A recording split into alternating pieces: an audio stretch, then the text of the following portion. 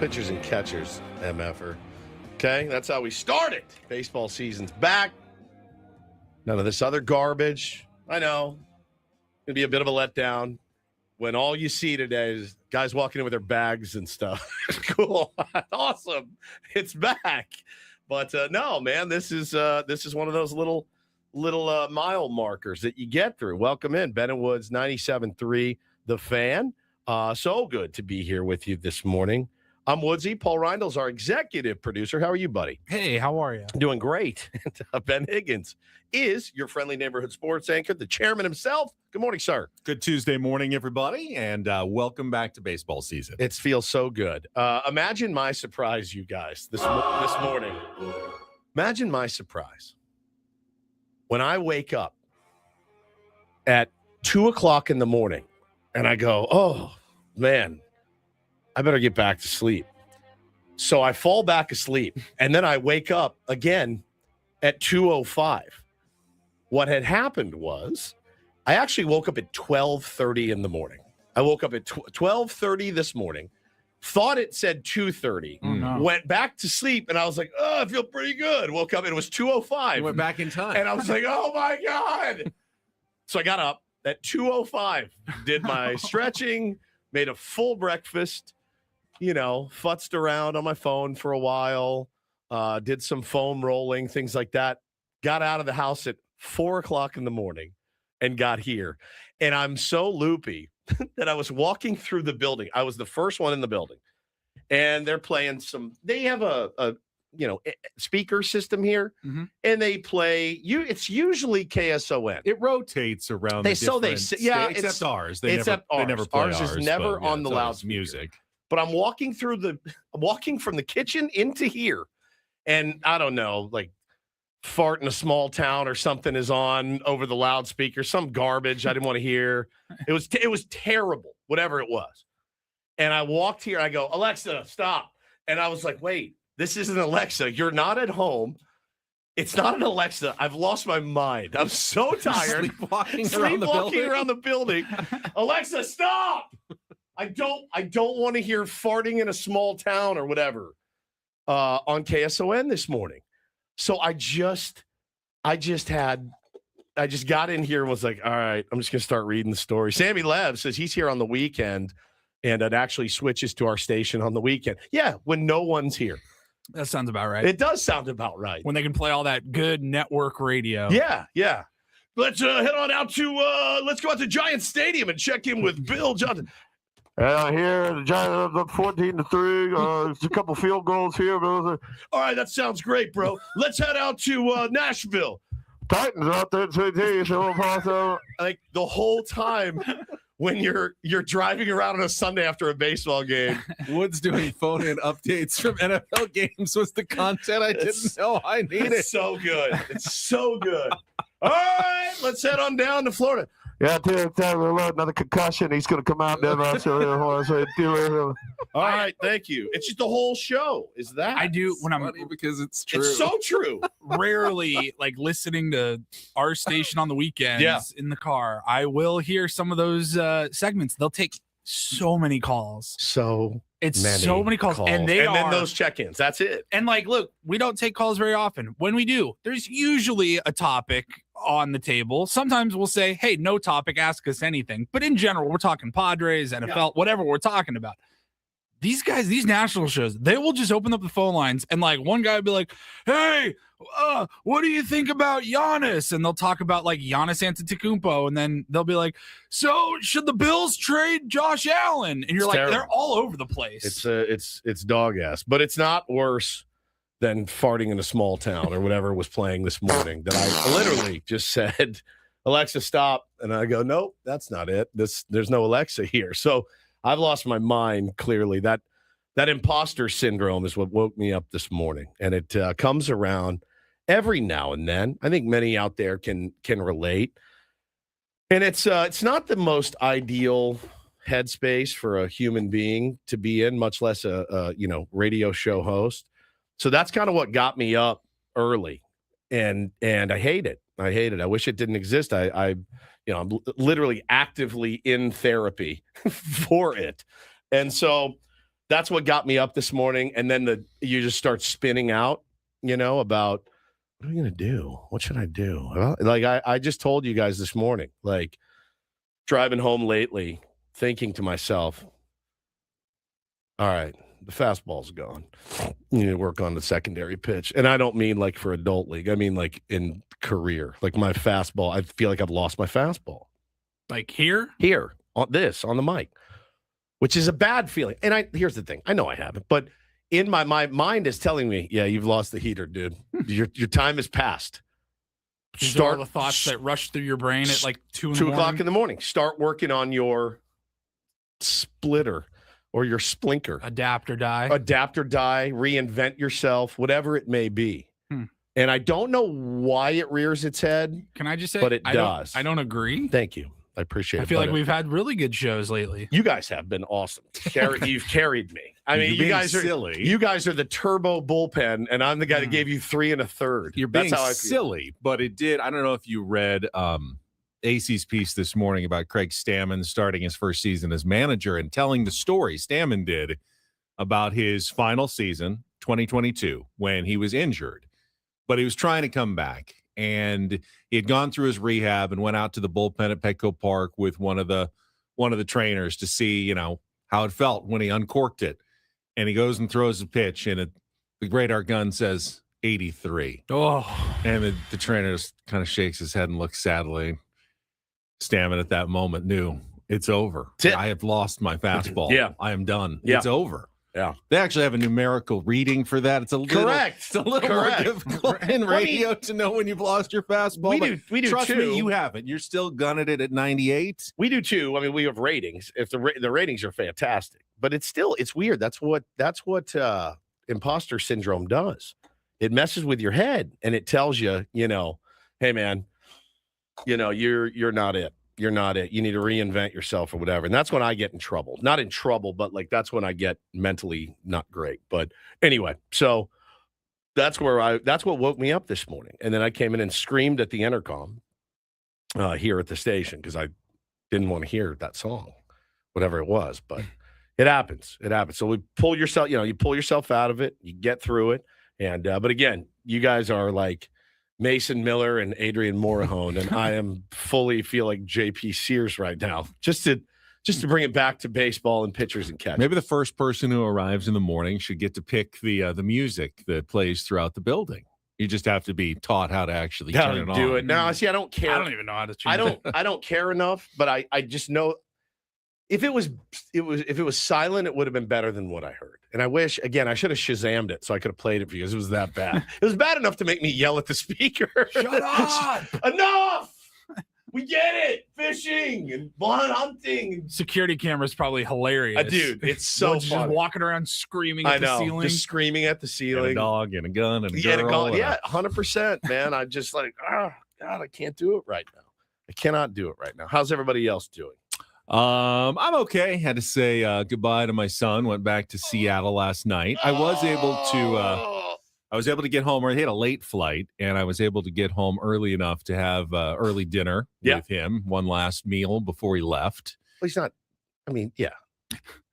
Maybe you're like your one last dinner. Like you'll see him again. He's not going. Not like not lose him. Not a final dinner, right. But for now, I don't know when the next visit's going to be. It's not already on the books. Were you sad? Yeah, of course. Did you get a little misty? Yeah, big hug at the end. Where did we go for our last meal? So I of course let him pick. He wanted to go to the dumpling bar in Encinitas, which is great. It's so like, good, man. It's like Din Tai Fung, but I mean, pretty much the same menu. They do it well. I haven't been up there. That's the place by you guys, right? Yeah. Same owners as Shanghai Saloon in Kearny Mesa, I believe. I think I have had that one. But here's the twist. They've just added the all-you-can-eat option. Oh, boy. Which my boys wanted to do. Dumplings. So, yeah. I mean, bro. Game on. This place, you just It for so weekdays, Monday to Thursday, $31.99 Pretty much anything on the menu. Okay, $31.99 a person. Yeah. And you can get anything on the menu. Yeah, and the dumplings are like 12 to 15 in orders. So once you've gotten 3 of those, you've more than made your Yeah. You get 2 orders down, you're like break even. Yeah. Oh, yeah. Plus you can get appetizers. How many in a order? Like 6 dumplings in a basket. I mean, like when Megan and I go to Din Tai Fung, we get at least 2 orders of dumplings anyways, right, along with all the other sides get and other everything. stuff. 2 each, right? You can't. No, like I'm talking about when we're getting wontons and a bunch of other dishes. Okay. We'll get 2 dumpling orders. I mean, I had do both 2. the pork and the crab soup dumplings. So I had those 12 dumplings and the chicken wontons and a cucumber salad. Sounds absolutely so $31.99. It was really good for all you can eat, and that's for the whole menu, not just desserts, dumplings. everything, Oh, drinks. God. It's all included. It's unreal. Other than like the boba teas, I think. Okay, not a paid advertisement. Just it's the place is incredible. Hannah and I went there once. It was unbelievable, and I ordered some big entree. That when I got that, I was like, why did I do this? I should have just eaten nothing but those dumplings. The entree actually wasn't that great. It was not that good. It's all about the dumplings. The dumplings there are unbelievable. Xiao Long Bao, those soup dumplings, which are I can eat them. It's 6:20 in the morning. I can eat them right magic. now. How do they get soup inside a dumpling? But what they do is they make it gelatinous, and then when they steam it, it melts inside and turns into like soup with a pork meatball or soup with crab inside the dumpling. It's a $90 meal though for you. Yeah, but for a nice farewell meal. That's good. And it was and we got plenty to eat. But the only thing you have to be careful of is you come to the table, they put them down. And you want to eat them so badly because they're so delicious, but they are nuclear hot. Absolutely, like poke a hole and burn your face off hot if you try to eat them right away. So you have to then do that, wait, patient, just one more minute. Just let them cool down just a little bit. Oh my gosh. It's not the outside, it's the inside when you bite into the thing and it sears the inside of your mouth. Molten soup starts spreading all throughout your mouth. I could eat cold soup dumplings. They're that good. I mean, they're really good. Yeah, at 6:15 in the morning, easily could eat a dozen. Oh my goodness, yeah. So he's back to Seattle. That's such a bummer. Yeah. I get sad. You're gonna go to the parade tomorrow? I asked him, I said, are you going to, he said, I don't think so. Probably smarter to stay away from the traffic and everything. If you're not a Seahawks fan, it's going to go from the stadium right down 4th Avenue in Seattle. They're going to have the big celebration tomorrow. So he is now kind of dip his toe into the water Seahawks fan. Okay, why not? I know so he actually watched the game with me on Sunday, which was, he's not my sports kid. So that was a big step. I've never really watched a sporting event with him before. His neighborhood, I mean, that's an easy bus ride to downtown. It might be worth checking out. Be kind of cool to see. But it'll be chaotic as well. It'll be chaos. Somewhere between chaos and chaotic. Well, when's the next planned trip? I don't know. It's gonna be a while. Yeah. I wonder if my parents were ever sad to see me go when I left when I go back to college. I don't think they were. Breathe a sigh of relief. I think it was like, good. Your Chicago's problem. Well, now. as a parent, week of our lives. Feel like they're safe when they're under your roof. Yeah, like, you know where they are, and then when they're gone, they didn't. I think it's I think for them, it was like he's out of sight. I don't have to worry that he's going to be rolling in at 4 a.m. today. He's probably will, but he's not. The funny thing about parenthood is that you being a pain in the ass or your kids being a pain in the ass never ends. So we're at. I've got my grandmother, we call her Nanny, right? My nanny, who's just an incredible woman. She's turning 90 years old in a few weeks. And me, Bo, and Taylor are flying back. Hannah, her business partner is gone, so she's got to work. She's got to hold down the fort for her business. So I'm taking the boys. And it's about a 2.5-hour flight. And then you land. It's about 45 minutes to an hour to get your rental car, and then it's about a 2-hour drive out to my folks' house. It's an all-day affair. It's an all-day affair. He said, hey, I'll get you guys' tickets with my miles.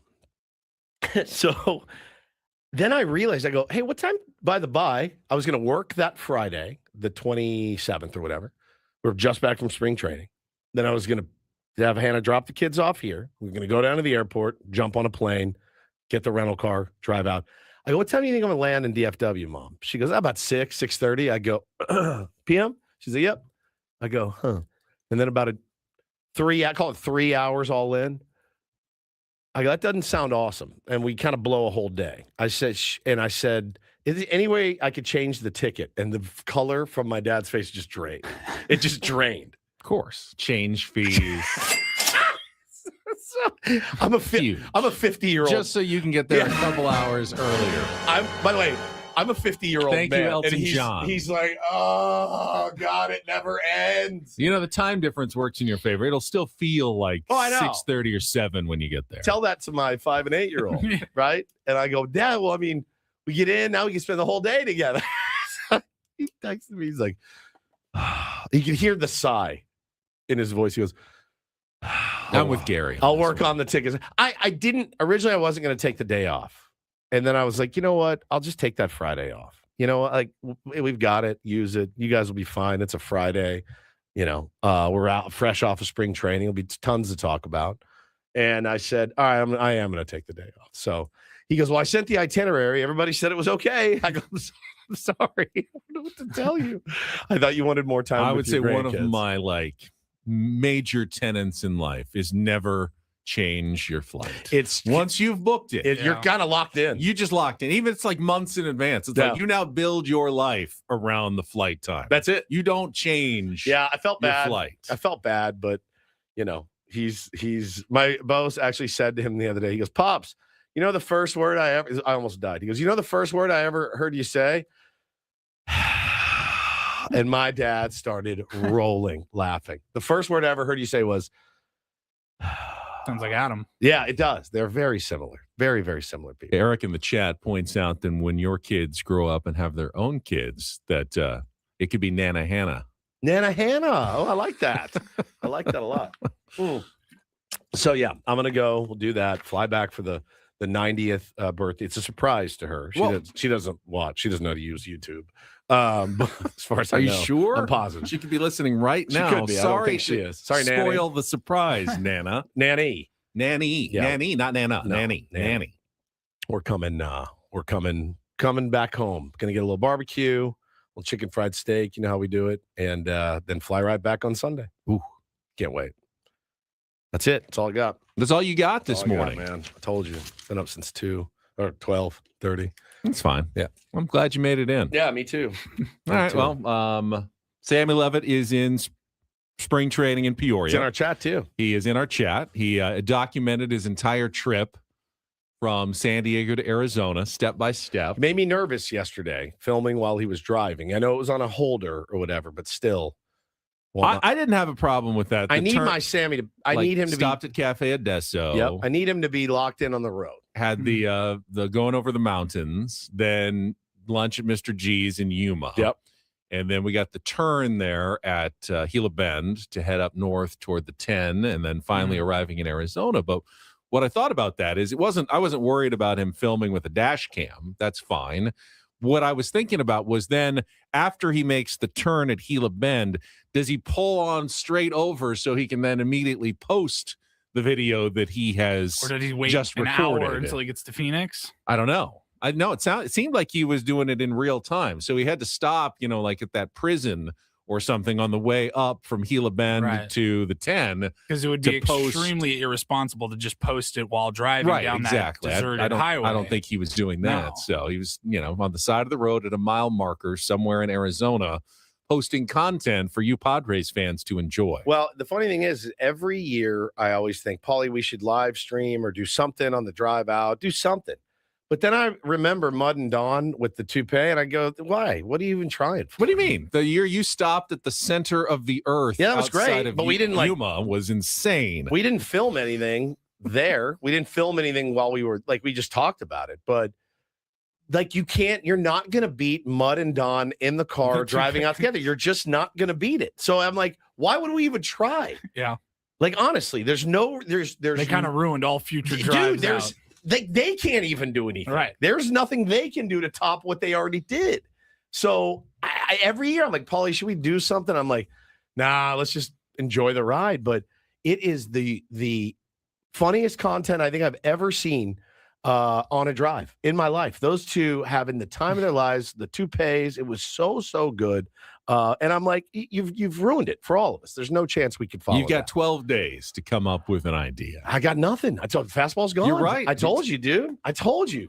Woods has lost it. I have lost it, man. It is gone. So start looking for new co-hosts, dude. I don't know what to tell you.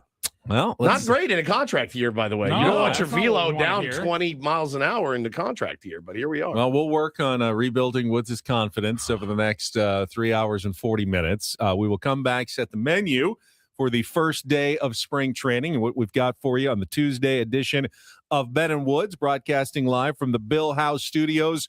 We know how.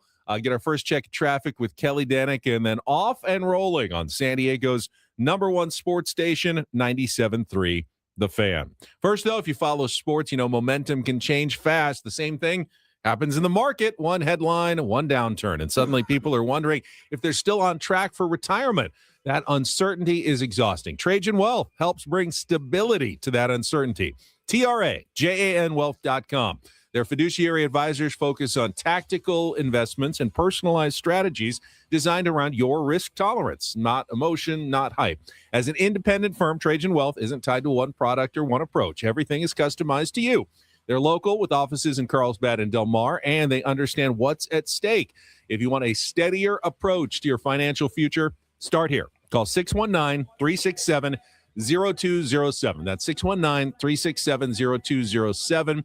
David with Trajan has told me Tier 1s are already calling and helping set up their retirement, which is great to hear. You can also take a few minutes online at TRAJANwealth.com. Again, TRAJANwealth.com. Trajan Wealth, plan smarter, dream bigger. Advisory services through Trajan Wealth LLC, SEC registered investment advisor, client paid advertisement, additional disclosures at TrajanWealth.com.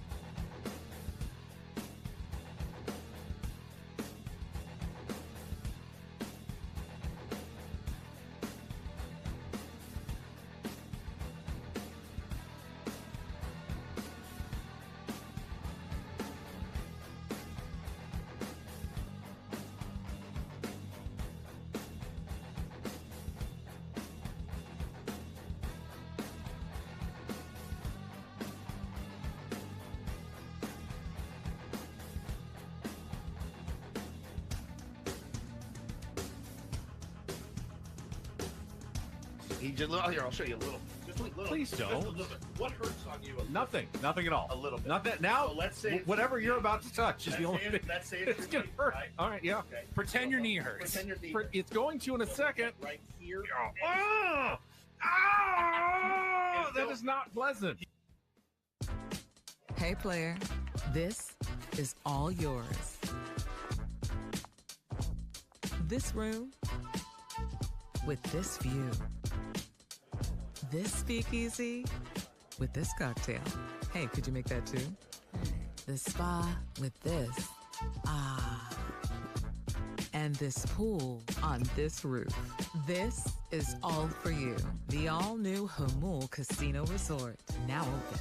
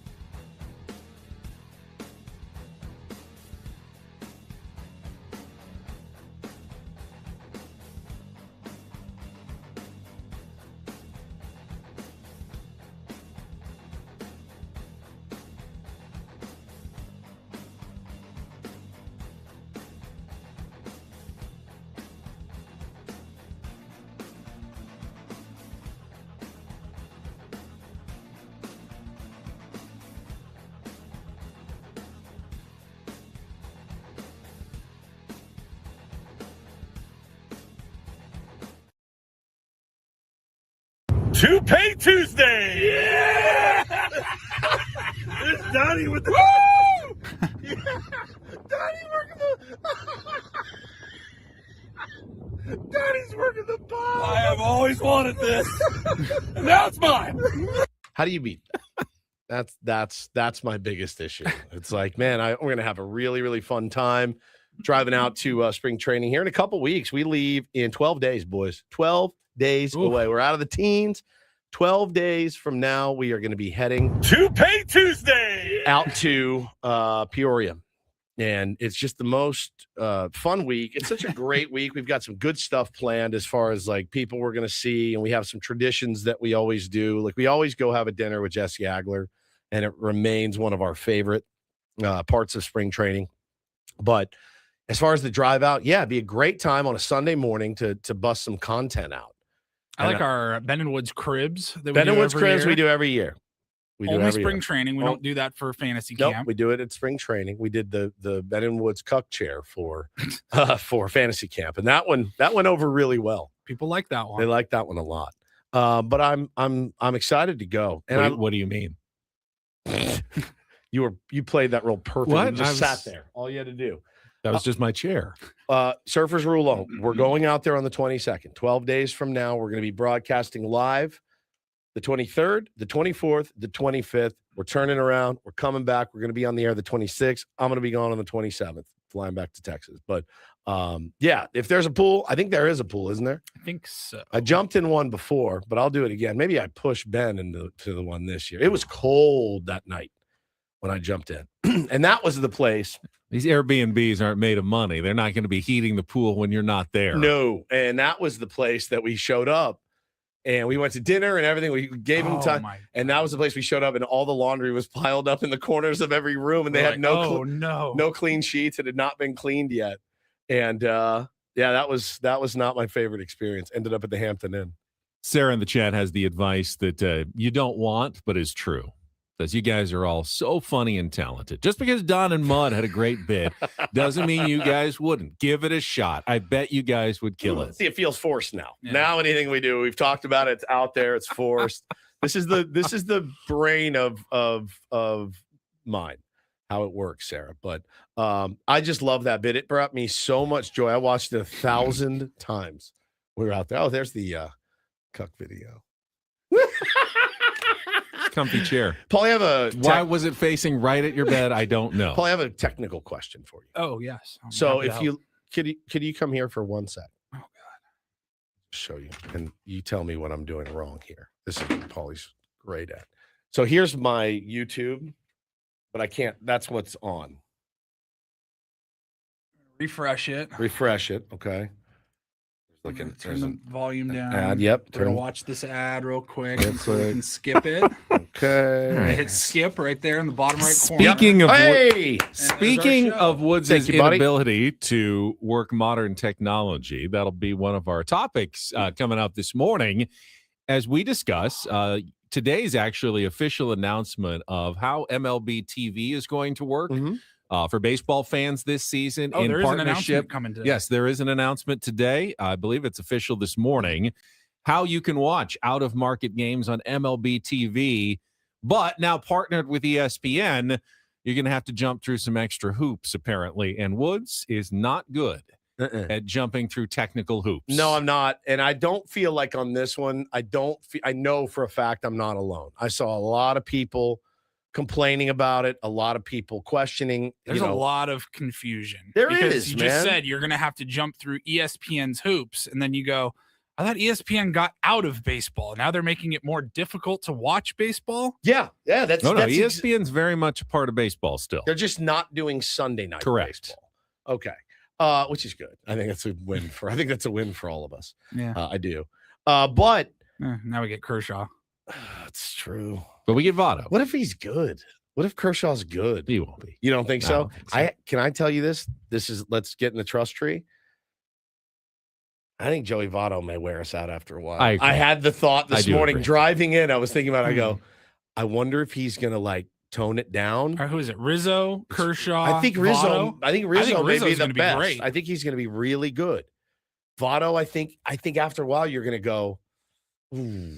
And then I think Kershaw. I think he'll be fine. I do. He's always been. He's engaging. Like he's done interviews, and you're like, all right, fine. Like I don't like the two, but it's just one of those things. I think he'll be okay. Votto, I think may wear us out after a while. Maybe not. Maybe not. I could be dead You think wrong. he'll be like Tony Romo. Yes, maybe Romo or like maybe a little bit too, out there. But I don't know. There's no. The perfect matches are all gone.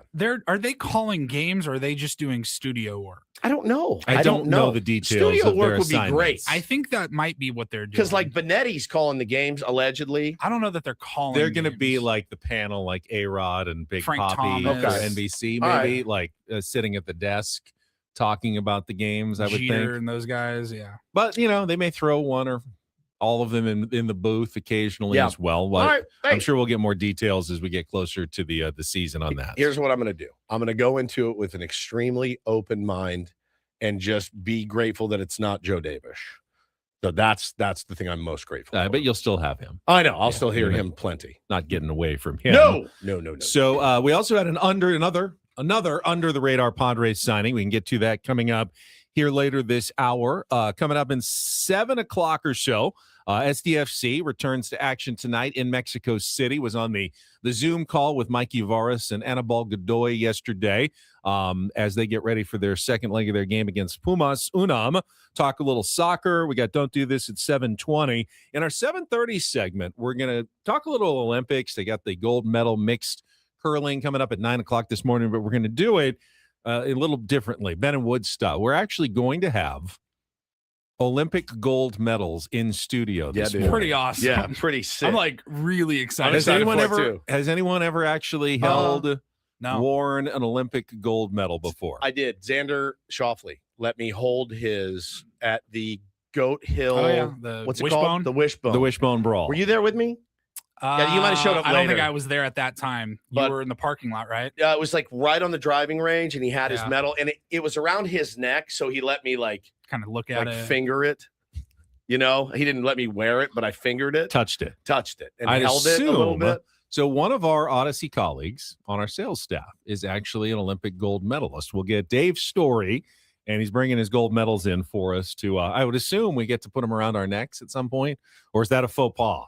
I don't You didn't care. win know. it. Do you not Well, get to wear it? They say that you never. Stolen valor. They, Yeah. they say that you never said you're never supposed to sit on another man's motorcycle. They said it's like, first of all, none of us ride motorcycles, but if you were like, oh man, that's a cool bike, do you mind if I sit on it?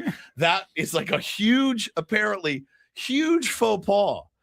You on a motorcycle would be the funniest thing of all time anyway, but especially if the guy's mad at you for sitting on it, like posing like you're some kind of hard ass. You or want me to something. go to Sturgis? Yeah, and just so start bad. sitting More on than people's anything. motorcycles. Oh, now that's I a have bit. no idea. I will not come out of there alive. That's a bit that would smoke Don and Mud. Smoke. Hey, you mind if I sit on your hog? I mean, the whole time. That's all you would do the whole time. You mind if I pop a squat on your hog? Would be amazing. I don't know if he's gonna like if it's cool or not for us to put him around our necks and like take a picture or what. I know we definitely should not probably bite them, right? No, like I don't that's think you- only if you. That's win if you win it. I'll put it on if he'll let me. I don't think he'll care. He's like the coolest guy. He's the cool. What did he win it in? Volleyball? Volleyball. He's What a so badass. he's in the UCLA Sports Hall of Fame. He won 3 national titles with UCLA and 2 gold medals in the 80s. Like that's really, really impressive. And the crazy thing, my uncle Denny was his coach too, and has a gold medal as well. So I've worn his before. That's a unreal. long time ago. That's unbelievable. So we'll talk a little Olympics in our 7 o'clock hour. 8 o'clock hour includes Take on Woods. It's 8:20. We have another chance to win tickets to 9 Inch Nails at Pechanga Arena with our music, movie, or TV trivia contest. We'll talk about those streaming rights and how it affects Padres fans possibly coming up this season at 8:35. 9 o'clock, our biggest fan. Plus our Reindl Report and something special, an announcement from SDFC that we'll have in our 9 o'clock hour as well. And then at 9:35, we will have our first check-in with spring training Sammy, who is in Peoria, Arizona. He'll be talking to Craig Stammen, hitting coach Steven Sousa Jr., and bench coach Randy Knorr, 2 of the Padres' new members of the coaching staff this morning. So we'll get a full update on report day and what's going on this morning in Peoria, Arizona. All guests on Ben and Woods appear on the David P. Shapiro fan hotline. David P. Shapiro, criminal defense attorneys helping good people regain control of their future when charged with a crime since 2010. Visit davidpshapirolaw.com. But let's get started with the Padres news, at least another small signing overnight, and we'll get to that after a check of traffic here on 97.3 The Fan.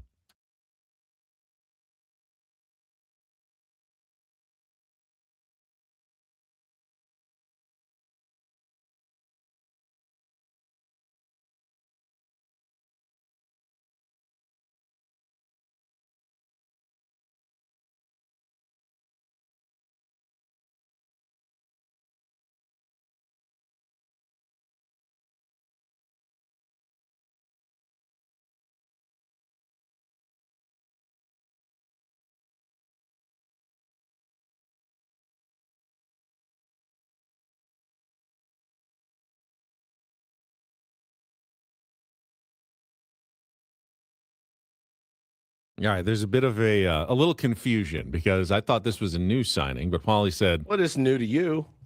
So if you haven't heard it, it's new to you? yeah, if it's new, All it's right, new. does someone have details on what we're talking about here? I saw this morning, and I also assumed that it was. I saw it yesterday, and I assumed that it happened yesterday. But it says the San Diego Padres have signed former Henshin Tigers right-handed pitcher Daichi Moriki to a minor league contract.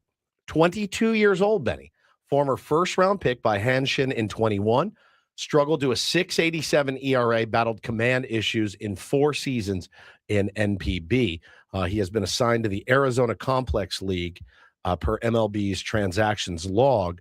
Okay, so like below like this is a flyer. Yeah. This is a guy who didn't make it in the Japanese league. This is a total flyer. I'll tell you this though. So I thought maybe this was someone who could be competing potentially for a 5th starter spot. This is not. Think so. This is not one of those signings. So that's all we got today, though. yeah, this is all we got today. But I'm watching him throw.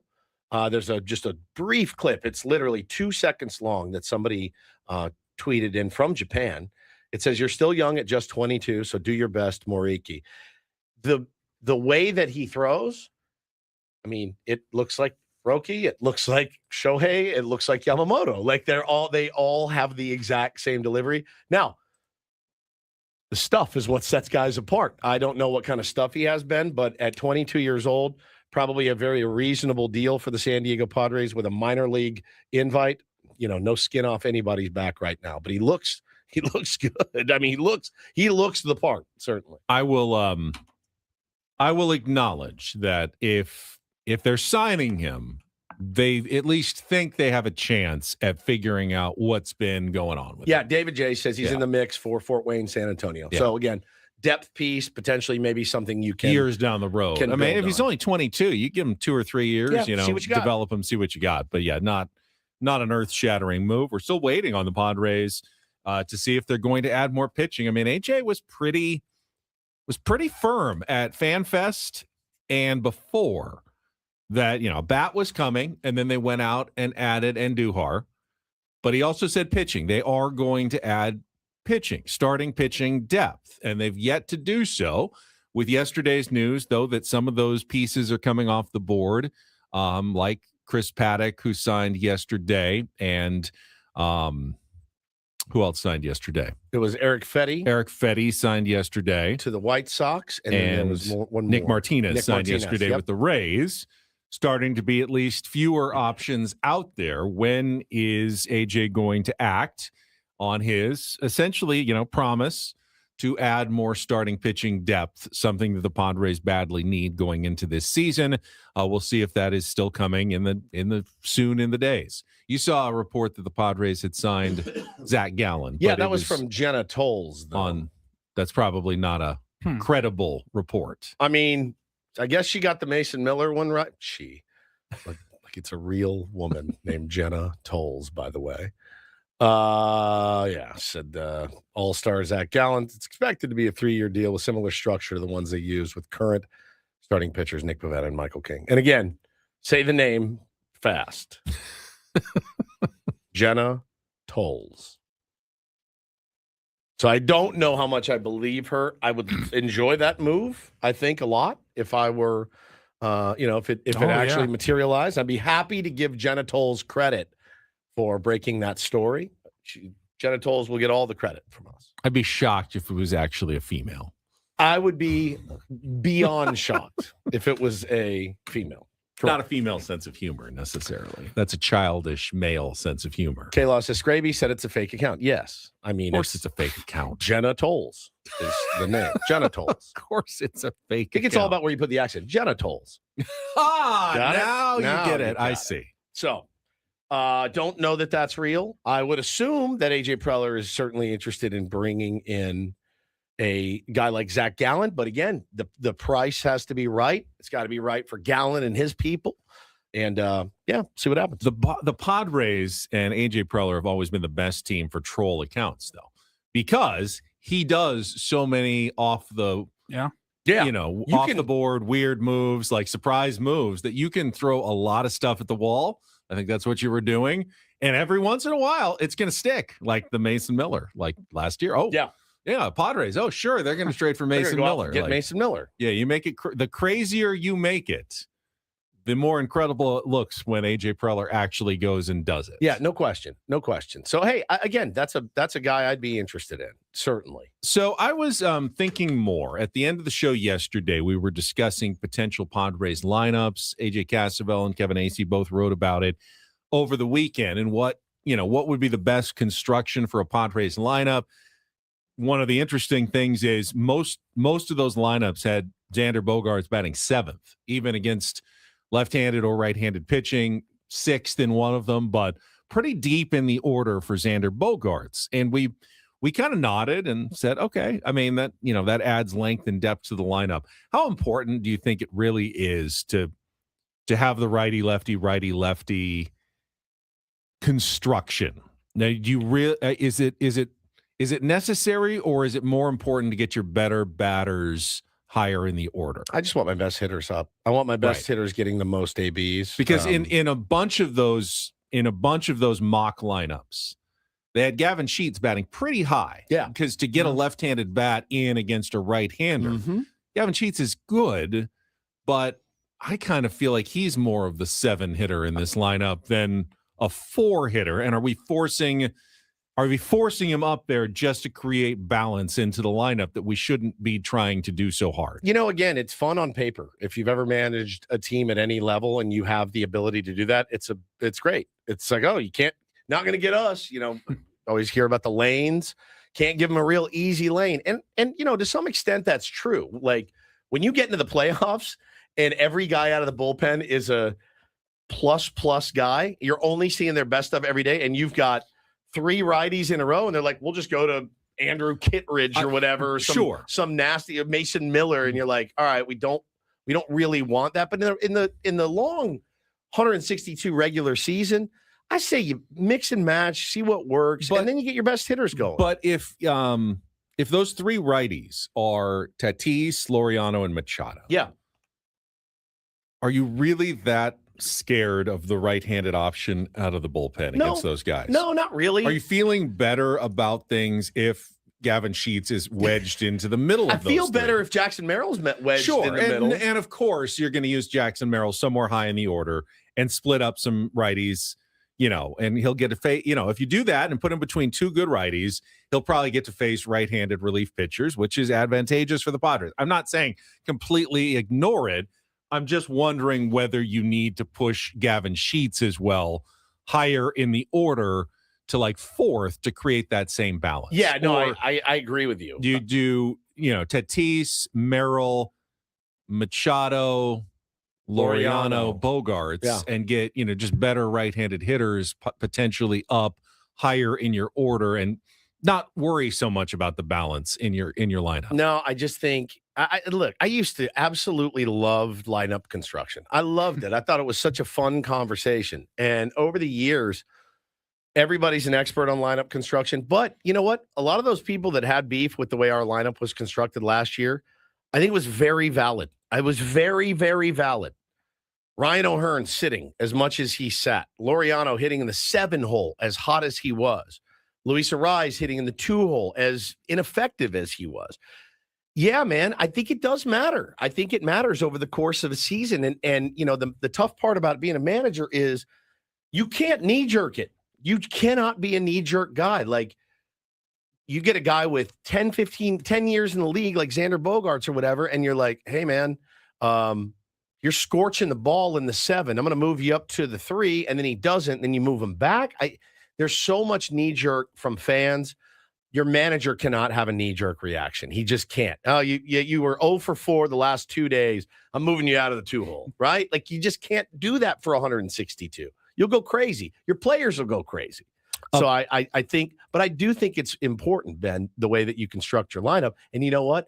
When you construct it and you score a lot of runs, you know what? You're a genius. When you construct it the exact same and guys go cold, you're an idiot. You're a moron. You don't know what you're doing. It's no win unless you dominate. The one name that I'm fairly confident about in all the projected lineups is, I believe, Fernando Tatis Jr. will continue to bat leadoff. Yeah, I do too. I don't think that's going to change under Craig Stammen.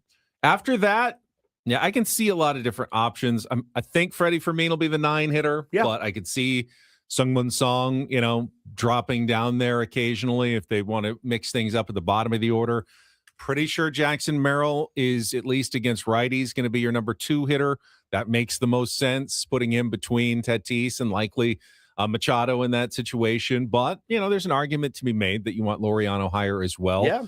depending on who's hot. And as we talked about yesterday, and Craig Stammen said recently, going to want to be a little more flexible with some of those lineups. If Laureano is on a tear and Merrill's not hitting well, then you want to be able to say, all right, well, you know what? Laureano's going to hit second or third for a while, and Merrill's going to hit fifth or sixth, and move guys around in the order without it causing a big panic or, make it viewed as some sort of demotion. Let's be honest, too. What a good problem to have where in all the mock lineups, Xander Bogaerts is your 6 or 7 hole hitter. That's inherently a good problem to have.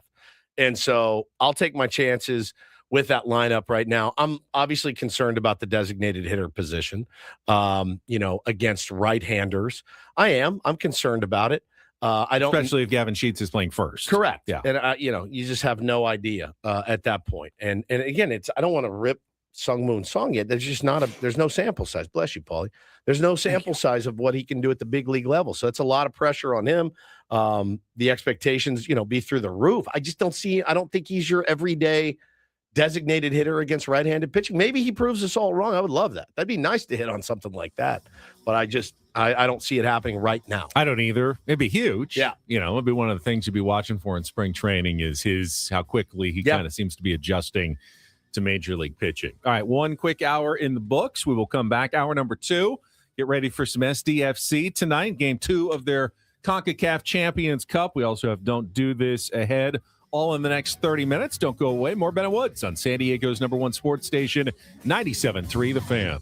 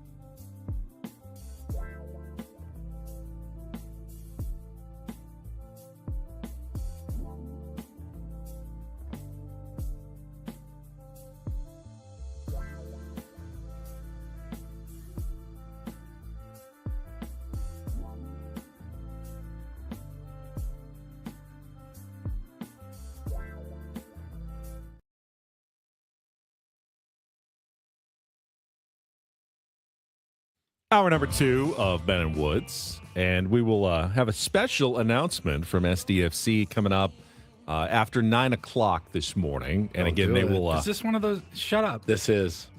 I don't even think we're supposed to say. I don't think so. I don't think you can mention that there's a. Oh, It's I called. think that's what they're supposed to do. That's yeah. They're supposed to let. They're supposed to let everybody know that they have a special announcement, but you just did, and you gave the time and everything. So, can I say they have a game tonight? Is that you can am I say allowed they have, to say that? yes, that you're good. That's at 5 o'clock on FS2. Are you going to be able to find that on your television? Luckily for me, I have the Cox speak into the remote bit, which is the greatest invention since anything. So I'll just go FS2, and then it'll tune right in at 5, and I will be locked in and ready to go. Unfortunately, I don't know if that's going to work for you this season to watch your MLB TV out-of-market games. And I know you're concerned about this. I'm kind of saw a tweet come out over the weekend. And people were losing their minds about, again, we do this every single year. How do I get to watch baseball? Where can I watch baseball? Why does baseball make it so difficult for me to watch its product? I don't feel that other sports have this issue like baseball continues to have, right? Is that a fair statement? Baseball of the I don't know. The NFL has games on Netflix, on Peacock, on Amazon Prime, on Fox, on CBS, on ESPN, on ABC, and this is all in the same week sometimes. That's true. You never hear anyone complaining, though. You do. I don't see the constant complaints like that you see with baseball. So tell our listening audience, what is going to happen, and I'll tell you my issue. So if you would like to subscribe to MLB TV this season, according to the newest reporting, and Awful Announcing was discussing it yesterday. Subscribe to the MLB TV package. So that would be all out-of-market games. So everything but Padres games, essentially. So that's that app I had, the MLB app, MLB TV app. I think it was like $120 a year, somewhere around that price range. So the good news is if you are already a subscriber and you're just renewing, you're going to get a lower price, $135. Okay, and you don't have that's higher than the $119 I just mentioned. Right. Lower than the new subscriber price. Okay. Though, which is $150. $150 a year. That's MLB TV app. I mean, everything goes up, so that's not a shock. But what has people kind of worried is that if you are a new subscriber, because ESPN is now partnering with Major League Baseball to produce their online content, that if you subscribe to MLB TV, you're also going to need to subscribe to ESPN's unlimited streaming service in order to get the MLB TV package. In other words, as Awful Announcing writes, MLB TV is now behind a double paywall. Yeah. So you got to pay for their app and another subscription to ESPN. The ESPN Unlimited plan is $30 per month. So take that to its logical conclusion. You're going to pay $180 for the 6 months during the baseball season, plus $150 for the MLB TV package. That's $330 all of a sudden. But you can cancel. However, MLB TV is offering a free month of ESPN Unlimited upon sign-up. So you don't have to pay for the first month. And if you cancel it during your free trial, you can still access your MLB TV all season long. So technically, you don't have to pay anything. You don't have to pay $30 a month subscription to ESPN to get MLB TV. You just have to jump through some hoops, sign up for the free month, and then remember to cancel the free month before you start getting charged for it in month number 2. Does this seem like a lot to go through just to watch to hand someone your money to watch out-of-market baseball games? Yes, it does. Yes, it does. What about in-market even? In-market will be its own deal as it was with the Padres last year. You can watch games You have Padres. cable, satellite, over your linear provider if you already subscribe to that. Or if you don't, if you're a cord cutter, you'll be able to sign for the Padres TV package, Padres.tv, with either the season price or the monthly price. That's me. I am a cord cutter who does not necessarily care about the MLB package. I just want to watch the Padres. Now, that is also going to be produced through ESPN as well now. All the local teams. Right. Whether or not you have to pay for the ESPN Unlimited for that, I have not We don't know seen yet. clarity on that issue. Maybe it's the same thing where you have to sign up once and then you can cancel it. I just and want to that's- watch the game. I know. Just want So to watch the game. Are you following this? No, Woods? you lost me 7 minutes I ago. Our boss last year sprung for the MLB TV package. So I canceled mine that I'd paid for forever. That means you're a new subscriber. Great. So I got to pay more now. Correct. Okay. Yes. But I remember getting to like September and wanting to watch, I don't know, Paul Skeens pitch or something. And it wouldn't work. I love Paul Skeens. It didn't work anymore. I don't know if he canceled it or something happened, but I could no longer use his login. Well, I know that a number of streamers have gotten more savvy, like Netflix, in terms of limiting the number of users that can log into an account because they don't like password sharing. So that can possibly, maybe that was your issue, that too many people had been logged in and you got bumped out and couldn't get back in. So I'm going to pay. All right. So let's run through this. So I already paid for cable. So that's where I watch my Padres games. Correct. I watch them on my Cox. You'll also get to watch any national broadcasts like ESPN and stuff. NBC, Sunday night, ESPN midweek games, which will still happen during the middle of the season. Now, but this new ESPN thing is only for streamers, right? Like it's streaming, people that stream only. I don't need that, right? You don't need is it that gonna be to on watch the ESPN national Plus or anything. Or You don't that need crap? that to watch the one national ESPN games like Memorial Day games Okay. or the Little League Classic or their package of games. That's just one game probably or two games a week. If you want, 15 games a night or 14 other games other than the Padres game, then you're going to need the MLB TV package through ESPN Unlimited. But I just need to cancel the ESPN Unlimited because I have no need for it because I have Correct. Can I sign up and then just cancel immediately? Correct. All right. I've done that, but that's not that difficult. It's a pain in the Free ass. trial. You get the free trial and then you cancel it. And then you still can keep the MLB TV for the season. Okay. Now, do I have to sign? Here's the practical question. Do I have to sign up for Padres.tv or the Padres.tv if I have cable and the MLB TV app because the Padres games will be blacked out? No.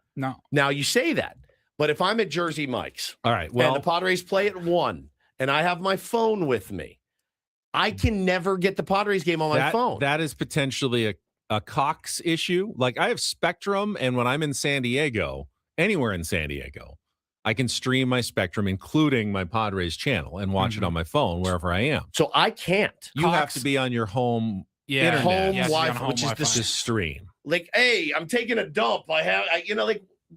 On what planet? If I'm down the street at Jersey Mike's, I can't watch the game on the cable that I pay for through the Contour app. It won't let me because I'm not on my home Wi-Fi. Correct. Makes me want to stab myself. You might want to talk to your special Cox person. Yeah, I do have a about Cox getting lady. that fixed, and so Nice. you can stream outside of your own home internet. Because you are paying for it. It's not like you're getting it for free or anything. Right. Correct. Dub says you're unique that it's your work. You can write it off. So other than an upfront cost, nobody even knows what a write-off is. It's not like you get that money back.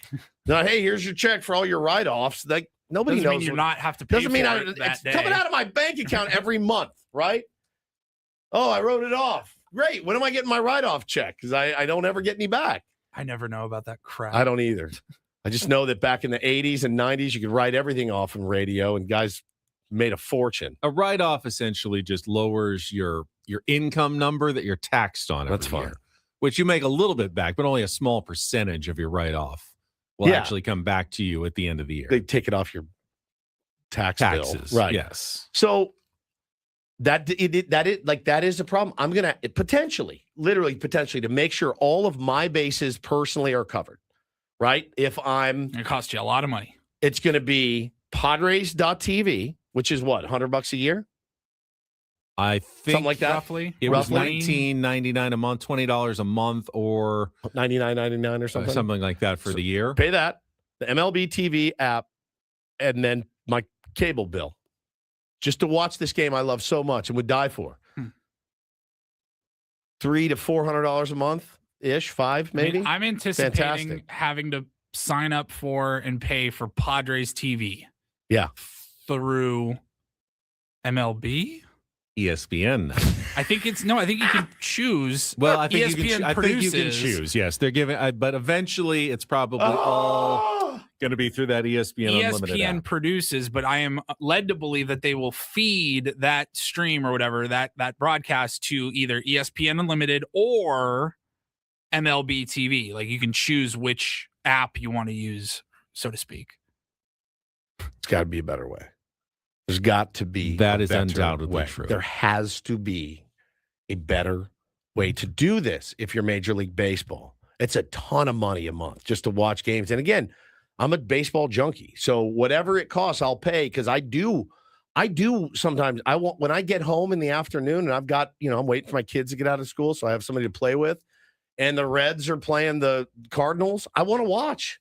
Chances are I got somebody on my fantasy team. Like I want to watch those games. I love it. I can't get enough of it. And I get to watch it in peace and quiet by myself. It's my favorite thing on the planet. But it's going to cost me a small fortune. This is the portion of the program where I always remind everybody that listening to Jesse and Tony remains 100% free on 97.3 The Fan. Everyone's saying just join T-Mobile. Well, no, I don't wear juicy sweatpants, so I'm not going to join T-Mobile. Okay? Because I'm a Are they still doing that deal, the T-Mobile MLB deal this year? I'm a grown man. I'm not going to have T-Mobile. Okay? I don't listen to Christina Aguilera. All right? What about the Ryan Reynolds Mint Mobile? I'm not joining Mint Mobile either. What are we doing here? T-Mobile has, now look, they have the worst service I've ever seen on the planet. Can I throw in that if you are a Padres fan and you are complaining about $20 a month and you're probably watching, I don't know, 20 to 25 games a month that are all about 3 hours long, that your actual price per It's point like $1 for entertainment is very low. I mean, think about that. You go to a movie for 3 hours and you're spending $20 on that one ticket plus concessions and everything. And I mean, baseball is actually an incredibly affordable value for your entertainment dollar. Rob Manfred bootlicker over here. Listen to him. Seriously. Polish it, Paulie. Did you hear that? That was unbelievable. Hey, Mr. Manfred, I'm only got a year left on my deal. If you need somebody in the front office, come work with you. I'll do it. 17 games in a football season. You're getting 162 of those in a baseball season. Listen, everyone's yelling at me for my T-Mobile take. It sucks. It's terrible. I had it. I had it when I moved here. And it was horrific. I had Horrifically T-Mobile bad. for like 10 years. It was probably the cheapest option. Maybe at it's the better time. now. Maybe it's better now. The problem was I could not get good cell phone service like from my home. Me too. When I was living in La Me Mesa, too. It would drop every call. I had to literally get in the car if I had an important phone call, like A job interview. job interview or whatever. Reindl. They'll be like, hey, we'll call you at 3:00. Be like, cool, 2:45. I'll be at I'm getting in my Starbucks. car and I just drive down to Trader Joe's and sit in the parking lot. It's so true, dude. I had it too. And I didn't live in like a weird valley or anything. I was a normal. I would be inside. Hello? Dude, you're cutting. Mom, I'll call you back. Get in the car, drive down to Vaughn's in the park. No, I'm just at Vaughn's. What's up? You good? No, yeah, everything's fine. No, I just had to drive 10 minutes, come down here and make this phone call. So I got scarred by T-Mobile. I made the switch and I was like, I'm never going back. You could offer me free everything and I'm not going back. Maybe it is better now. Maybe the network's better. I do think there is a geography to it that some services are better in some locations and others are better in other locations. You kind of got to figure out which one works best for you in terms of that coverage. But everyone's saying it's much better now. It was not 40 years ago. It was like 10 years ago. And it was just the most dog-ass service I've ever had. No offense, T-Mobile. None taken, I'm sure. I'm sure we'll hear a commercial for them in a few minutes here. All right. Take on Woods brought to you by T-Mobile. Yeah, it wasn't good. Wasn't good. Oh, they're making it very confusing to watch baseball. They're making it hard, and especially for boomers like They're not me. alone. I mean, NFL, for as much credit as they get, like there's been weeks. I remember seeing something was like, all right, to watch the NFL this week, like Thanksgiving or whatever, when you have the extra Thursday night games, the Netflix games, they're like, you will need a $11.99 subscription to Netflix, a $7.99 subscription to Amazon Prime, a $9.99 subscription to HBO Max, like to watch Sunday Night Football. You need Peacock. It's getting ridiculous. Cousin Air says, you do pay $700 a month in cable. I'm assuming you also pay $500 for your phone bill. It's close, but it's also me, my wife, bunch of iPads, couple watches, things like that. It gets a little pricey. I get it. But yeah. So, look, I'm confused about it as the next person, but the Padres make it pretty easy. Padres.tv is where you sign up for that. But my thing is, like, I'm going to have to do that as well, even though I have cable, just to cover my ass. If I'm out, like if I'm at the beach with my kids and they want to go out, okay, yeah, fine. We'll go to the beach. And I want to put the game on. It won't let me use my Cox Contour app because I'm not in my home. So I have to get Padres.tv because MLB TV is blacked out. Am I right or am I wrong? That doesn't seem right. If you're paying for cable, you should be able to watch the games somehow, some way, if you're in San Diego. I disagree with any policy that forces you to buy the same thing twice. That's literally what it is. Just so you can watch it 5 minutes down the street from where you are. Yeah, if I'm driving back from a Sunday league game or something and the game's on and I want to put it on, that's, and see the video of it while I'm driving, which probably isn't safe, but I have one of those little things thanks to Paulie.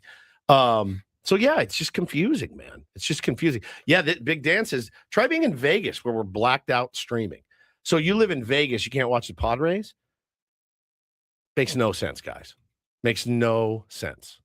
In market or out of market? Yeah, you got to figure this out. You got to figure out how to do this, Rob Manfred. That should be your first order of business instead of salary cap and salary floor. Make your product accessible. Should there be a better way? Of course. Will we all quickly adjust within a day or two, figure out how to get the games on our television? We always do. We always figure out how we're going to watch the games. I do it by calling Paulie. So that's how I do it. All right. Not everybody has Paulie, a Paulie. Let's just put his phone number in the YouTube stream, and everyone can just call Paulie. This dude could charge on March 25th for and his say, service. Paulie, how am I going to watch the game? You should charge for your service. I know. Open up a business. Yeah, Michelle says that's where T-Mobile would come in handy. You're not wrong. Except with the service cut in and out. My experience says it would. It would. Buffering. All right, let's take a break. We'll come back with Don't Do This, including a pretty wild story from the NFL. A terrible story from the NFL. And then a lighthearted mistake for a new superstar player. That is coming up next after a check of traffic. More Bennett Woods on San Diego's #1 sports station, 97.3 The Fan.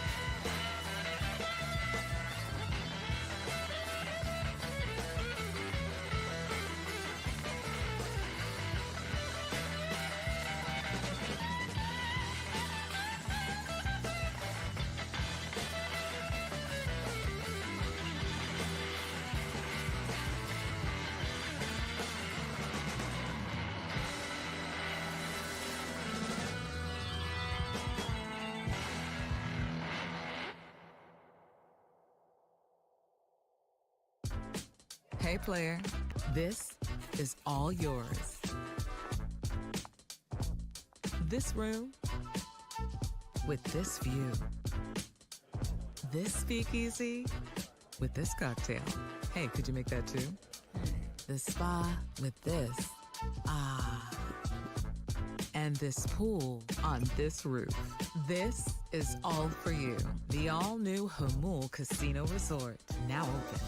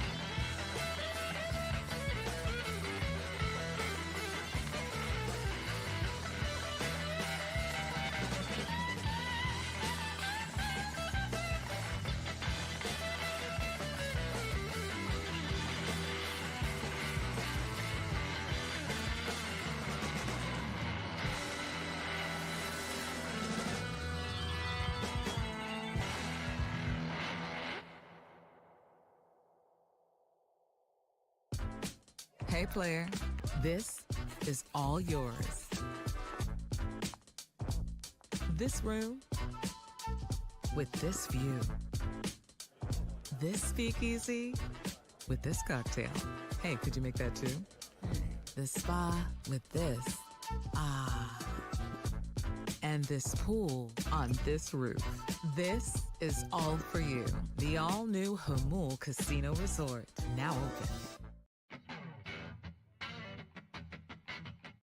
Don't Do This, brought to you by Dixie Line Lumber and Home Centers, helping San Diego homeowners and contractors fix it, build it, and enjoy it.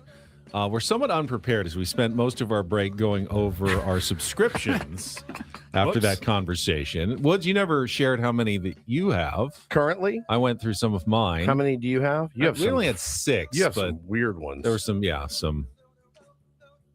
I think Shelly signed up for most of those. Yeah, I mean, you have some really weird ones. I've got Apple Care for my AirPods. I've got Apple One. That's included with my Verizon plan. I don't even know what Apple One is, but I have it on the house. I don't really know either. Blast Baseball, which is a little thing you put on your bat it gauges bat speed.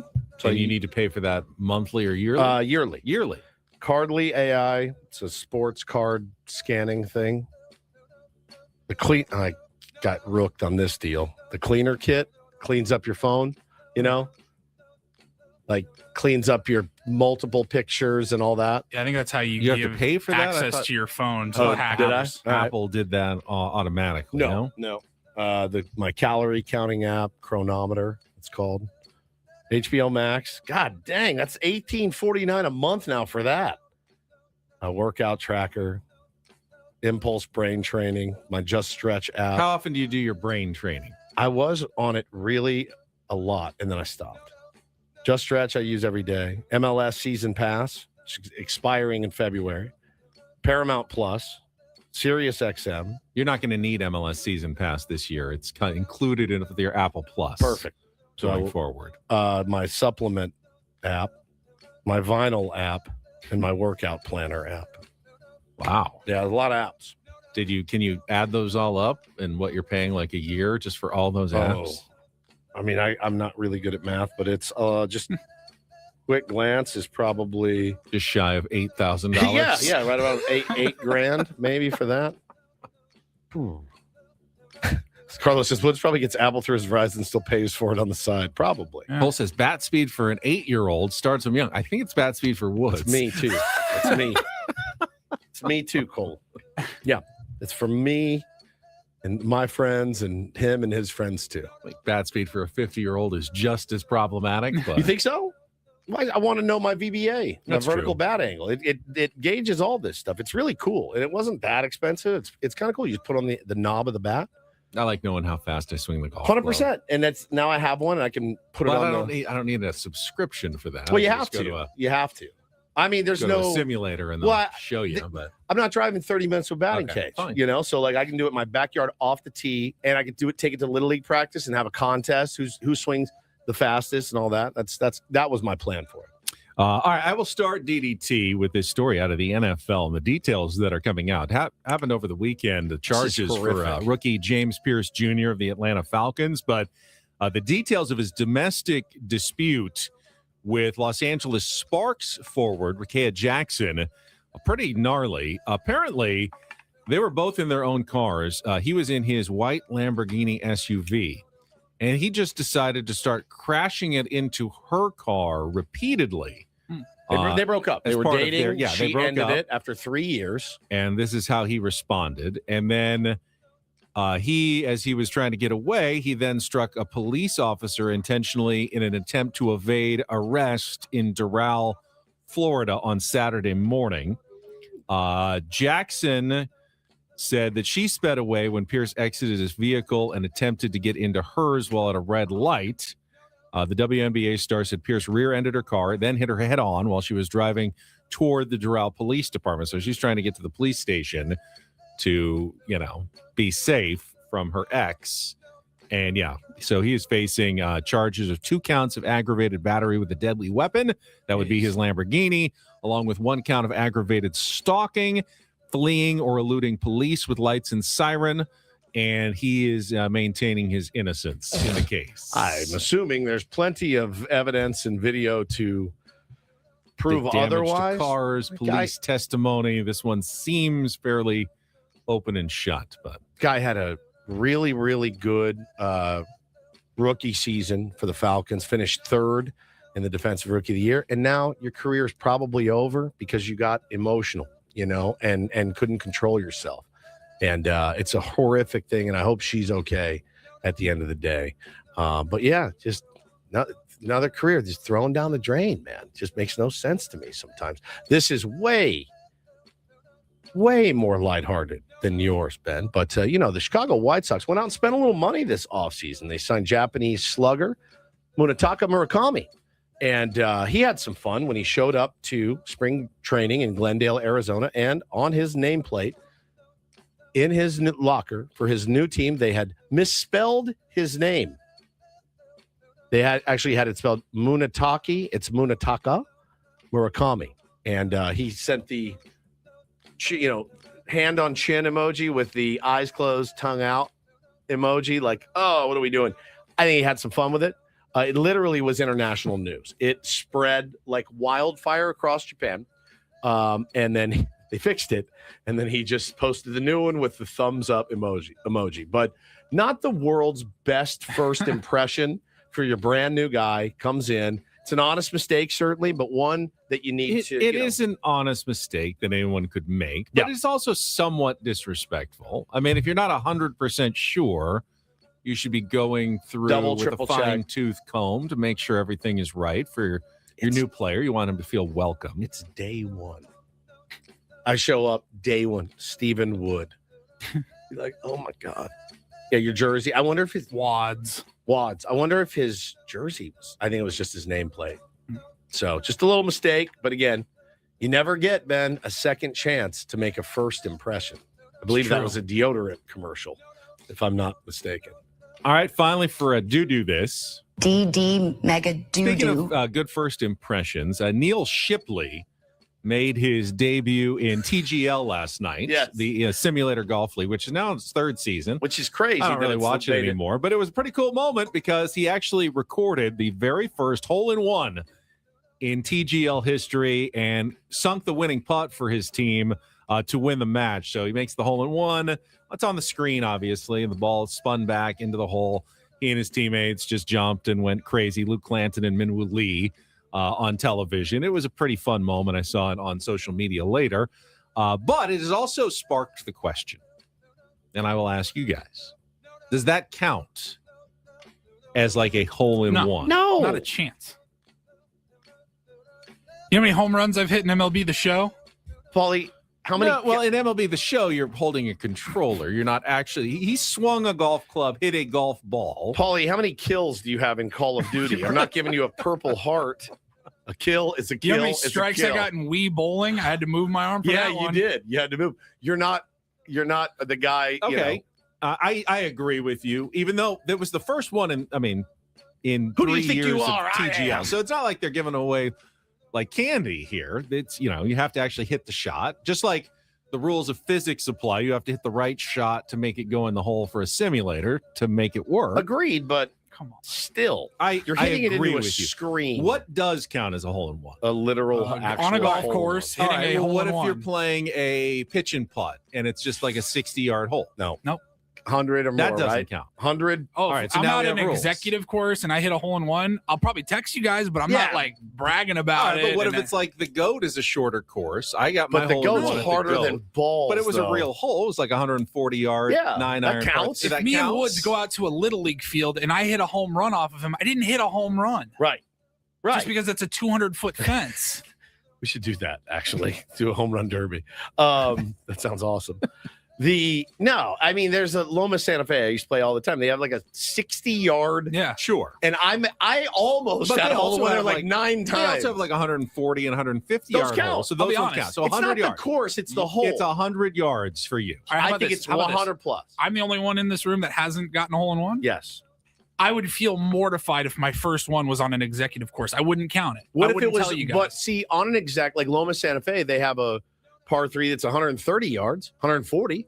That one would count. That counts. If it happens on that one hole, maybe. I think 100 yards and above. Does it have to be like a real round of golf? If you're just going out like late and playing a couple of holes, does it have to be part of an actual 18-hole round of golf? No, I don't.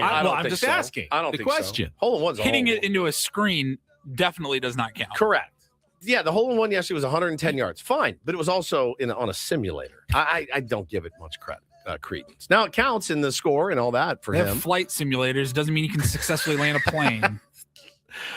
I like the idea of Paulie getting a Purple Heart for all his kills in Call of Duty. Elite Call of Duty. Purple Heart for getting injured, That's not for true. killing people. That's true. Medal of Honor, Medal of Honor. Battlefield 6. Yeah, there you go. Yeah. And that is Don't and Do This for a Tuesday.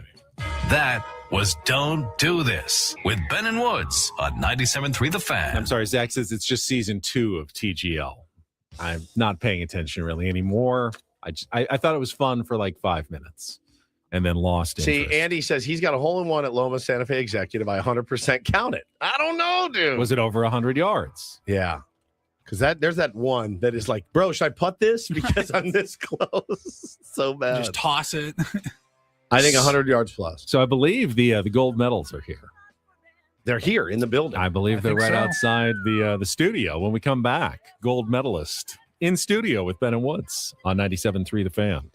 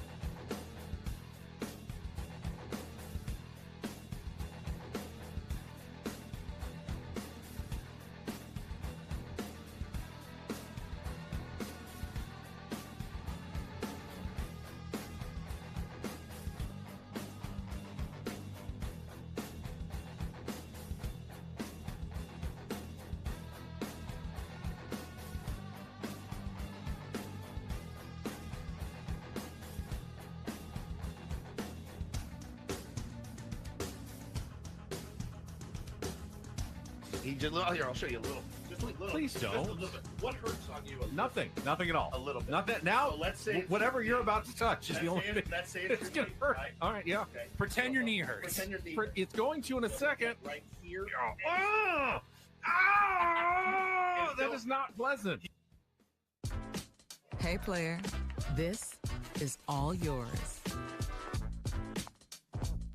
This room with this view.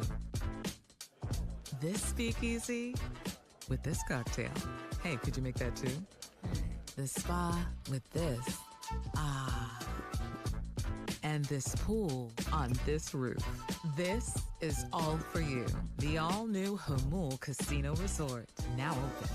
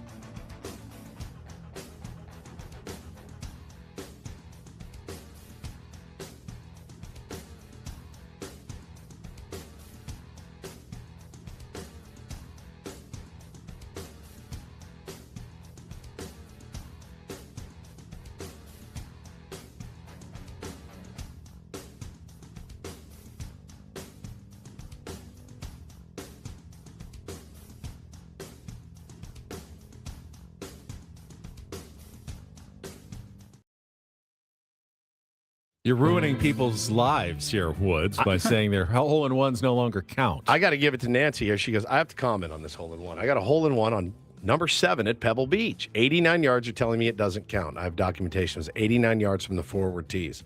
Sorry, forward tees don't count. I'm joking. That's a total joke. Nancy, you were at Pebble Beach. Pebble Beach counts, right? Pebble Beach counts. Any course that's hosted the U.S. Open, yes, even if their hole Yes. is less than 100 yards, there's an exception. Correct. James. That one accounts. James says he got his at Presidio Golf Course. It was a 30-yard hole-in-one. No! Sorry, bud. You can roll that thing up there, dude. Nancy, yours counts. James, yours doesn't. Golf police. I didn't know I was going to be golf police today. I had no idea, but I'm here to police your Woods golf. now policing all the hole-in-ones. Yes. Holes in one. Lord hole-in-one. Yeah, Lord hole-in-one over here. Ladies and hear ye. You will now present your holes in one. I love Hole-in-ones or holes in Holes ones? in ones. Holes in one, I believe. Holes in I ones? just smite people that 30 yards star. You're out. 100 yards? You're in. You're in. Yeah. Very good. I know you're watching a lot of Winter Olympics. Big on the TV Yes. at the Woods Oh home. my God, you can't get Hannah's into it. It's hard not to.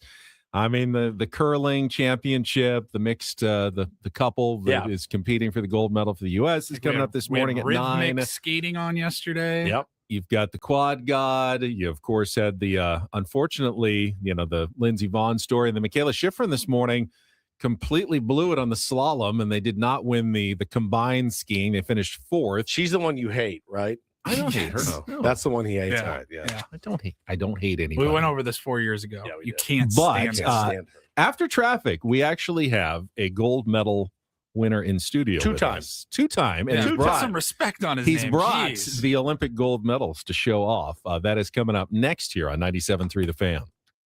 From the 855 Get Ross Traffic Center. Injured? Demand justice. Demand Jurowitz. 855GetRoss.com. Here's Kelly Danick. This game day traffic report is brought to you by Crystal Geyser, Alpine Spring Water. Trouble on the coastline, southbound 5 near the 78, cross the center divide, but that's an appetizer for what's up ahead.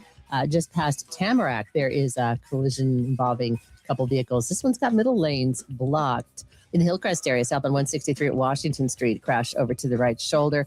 Also a stalled vehicle on northbound 15 on the Ocean View Boulevard off-ramp.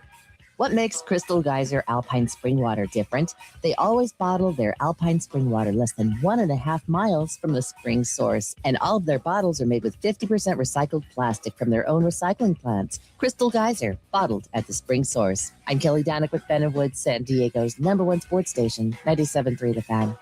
Broadcasting live from the Bill House Studios, we know how. And joining us in studio is someone who joined our Odyssey team and our sales staff last year, and he brought quite the pedigree with him, Woods. You think? National championship winning volleyball player at UCLA in the UCLA Athletic Hall of Fame, and 2-time gold medal winner, Team USA volleyball in the 1984 and 1988 Olympics. Dave Saunders is sitting in with us here. Dave, I guess the first question is, where did it all go wrong that you ended up here with us? Well, you know what, one, it's great to be here, and I've always been a listener, but and I started my career at KSON and went off and did some other things and went to the competition, and then by having last year, I got back to my home, and I'm getting to know you guys, and I feel like for the end of my career, I am in the best place in the world. So, we have our challenges, but it's a blast to be here, and thanks for having me this morning. No challenges in radio whatsoever. Absolutely. Not at all. Everyone's wanting to spend money. Everybody wants to be involved. It's the easy part. All right, man, I got to see these medals. This is the real deal. Olympic gold. Oh my God, he just handed it to me. Oh, I feel like such a fraud. You got to put them on, man. Remember my We weren't imposter? sure. Remember We my didn't know. imposter syndrome from this morning? It just got worse. I was going to put them both on. What, you can't wear them both? Are you wearing both? Okay, then I get to wear both of them. How do you feel? Are they heavy? They are. I feel awesome right now. Do we know, Dave, those are gold medals. You Yes. guys won both the tournaments in 1984 and 1988. Do you know the stat? Are they solid gold? Are they gold plated? They're solid. So I asked back in the day, and they're not solid gold because gold is really soft. as a metal. So they need And some sort of they have base under some it. silver in there, and Dave, nickel is pull the that thing mic- that kind of Pull holds that them mic up. just a little closer. There you go. The nickel in there kind of keeps them solid, so they don't dent and they don't. You can't. Gold medal pervert Ben Higgins. There you go.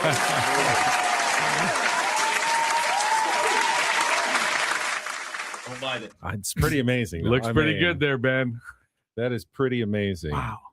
What do you, Dave? What do you kind of remember? Just the whole experience of competing at the Olympics. Obviously, the '80s. That was a pretty. I mean, for the Olympics, I would say 1984 is the most iconic games of all time. Los Angeles had the whole political intrigue of the boycott of the Soviet Union and everything that was going on. What do you kind of remember from your experience there?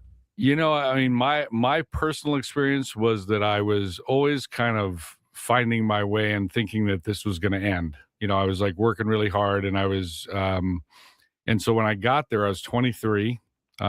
I made the U.S. national team after my senior year at UCLA. They told me I was the 17th guy out of 17 chosen, and that they didn't think I was going to ever make the Olympic team, but they loved my attitude, my work ethic, and all this stuff. Yep. And I basically spent the next year and a half proving them wrong. Amazing. And then we get to my hometown, and I'm there with all my friends, and we were a little bummed that Russia and Cuba and everybody boycotted because of our boycott in '80. And we had just beat the Russians for the first time ever 3 months before the Olympics, 5 straight matches over there. And we got there, and we thought we were the favorites, and we were pretty confident, and we got our butts kicked by Brazil in pool play 3-0.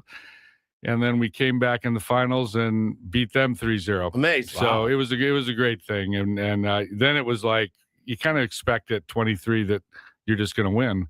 And now as time has gone by, I'm like, oh my God, this is pretty amazing that nothing went wrong, and we actually pulled it off. I kept watching, the people, they were doing the jump, the big jump last night, and the guys were just sitting there, and they're looking pretty calm, and I'm just like, their insides have to be churning, their brains have to be. For you, like, do you remember that feeling of in the locker room, the morning of has got to be awful, just waiting to go play. Once the game starts, it's over. The nerves are gone. Now you're just playing. You've done that a million times, but the waiting, the pomp, the circumstance, all of that's got to be horrific for an athlete. It's I mean, definitely the sleep, and you're not used to it, the attention, especially for a sport like volleyball, where you're not frontline all the time like basketball or all those sports. But once you get there, like you said, you get rocking and rolling. And I think the thing I remember was just like, oh God, we should do this. Let's not screw this up. Don't mess it up. It's really like, let's not mess it up. The thing I've thought about in that's what I'm so in awe of all the Olympics is that these sports where they get one shot, they can't make a mistake. Training for so many years, they get one routine, one jump, one whatever. The fortunate part of volleyball is you make a lot of errors. Yeah. You get to hit out, you get blocked. Yep. And then you come back the very next point. Yeah, you can be way down and come back. You're still in it until it's over. In Summer Olympics, think of the balance beam. You make one wrong step for 4 years, you're over. And so I think that pressure is like beyond what we ever faced as a team. Team sports for sure. One run down a ski mountain, one catching on a figure skating, you fall, it's all over. Your Quickly, score's done. Before you go, I love these, by the way. It was so cool. What's your connection to Ben? Now, this is a pretty interesting one. There's a connection to Ben Higgins. Yeah, and we didn't know this until a little later in life, and I didn't know Ben, but my senior year of high school, I was a baseball player till I was like halfway through my junior year, and the volleyball coach at my high school came and saw me playing and walked by and said, how come you're not a volleyball player? And I said, I'm a baseball player. And so I switched to volleyball late, grew 9 inches, and I was not really going anywhere. I was thinking of going to San Diego State. And May of my senior year, this guy came up and helped me bump start my car after a match against Santa Monica High School. And he said, oh, you got car problems? And I said, no, this is just how I start my car. It would cost $175.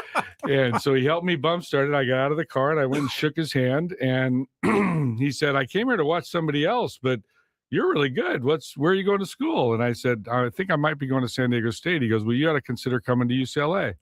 Well, that was Uncle Denny.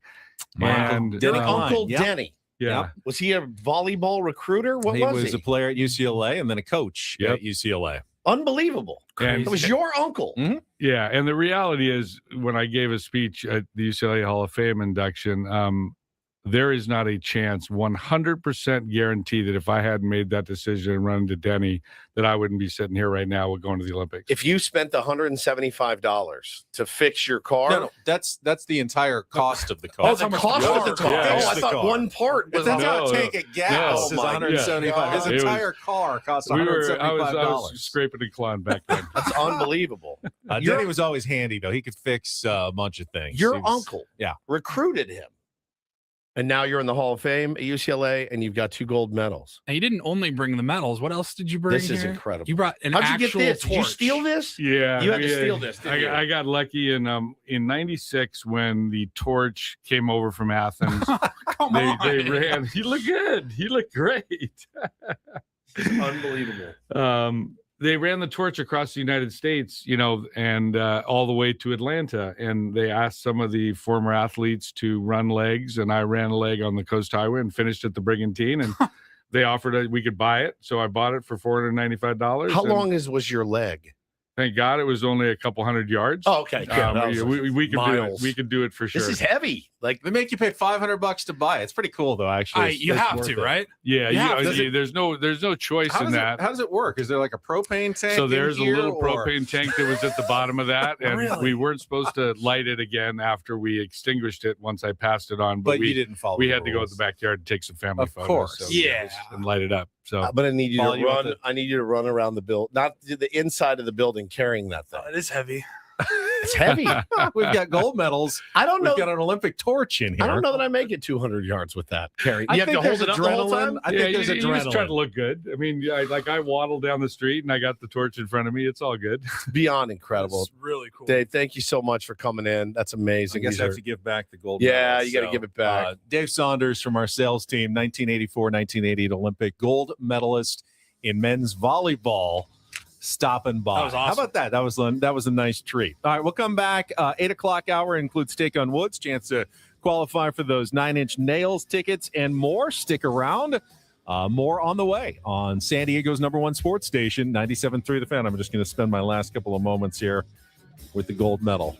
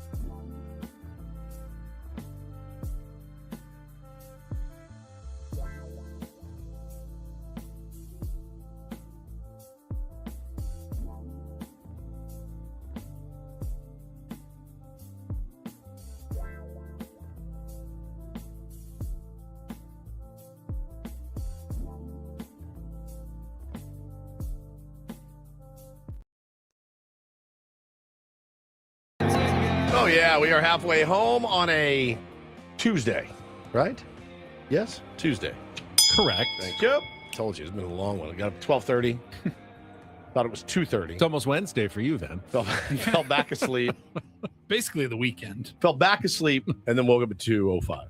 Very weird. Very weird. Been up When for did a you while. go to sleep originally? Oh, let's see. I turned off Olympic hockey early, like 8, maybe. I got in bed at 8, and then I don't remember dozing off. I don't even remember what I was watching. It's all on tape at that point. Yeah. But I fell asleep. I don't know if we won or lost. We won. We won the hockey. I think so. Yeah, we were up 1-0 when I turned it off. But yeah, so I woke up and I've had a full day already. My dance card has been full. You're like a Marine. Yes. You do more before 8 a.m. than most people do all day long.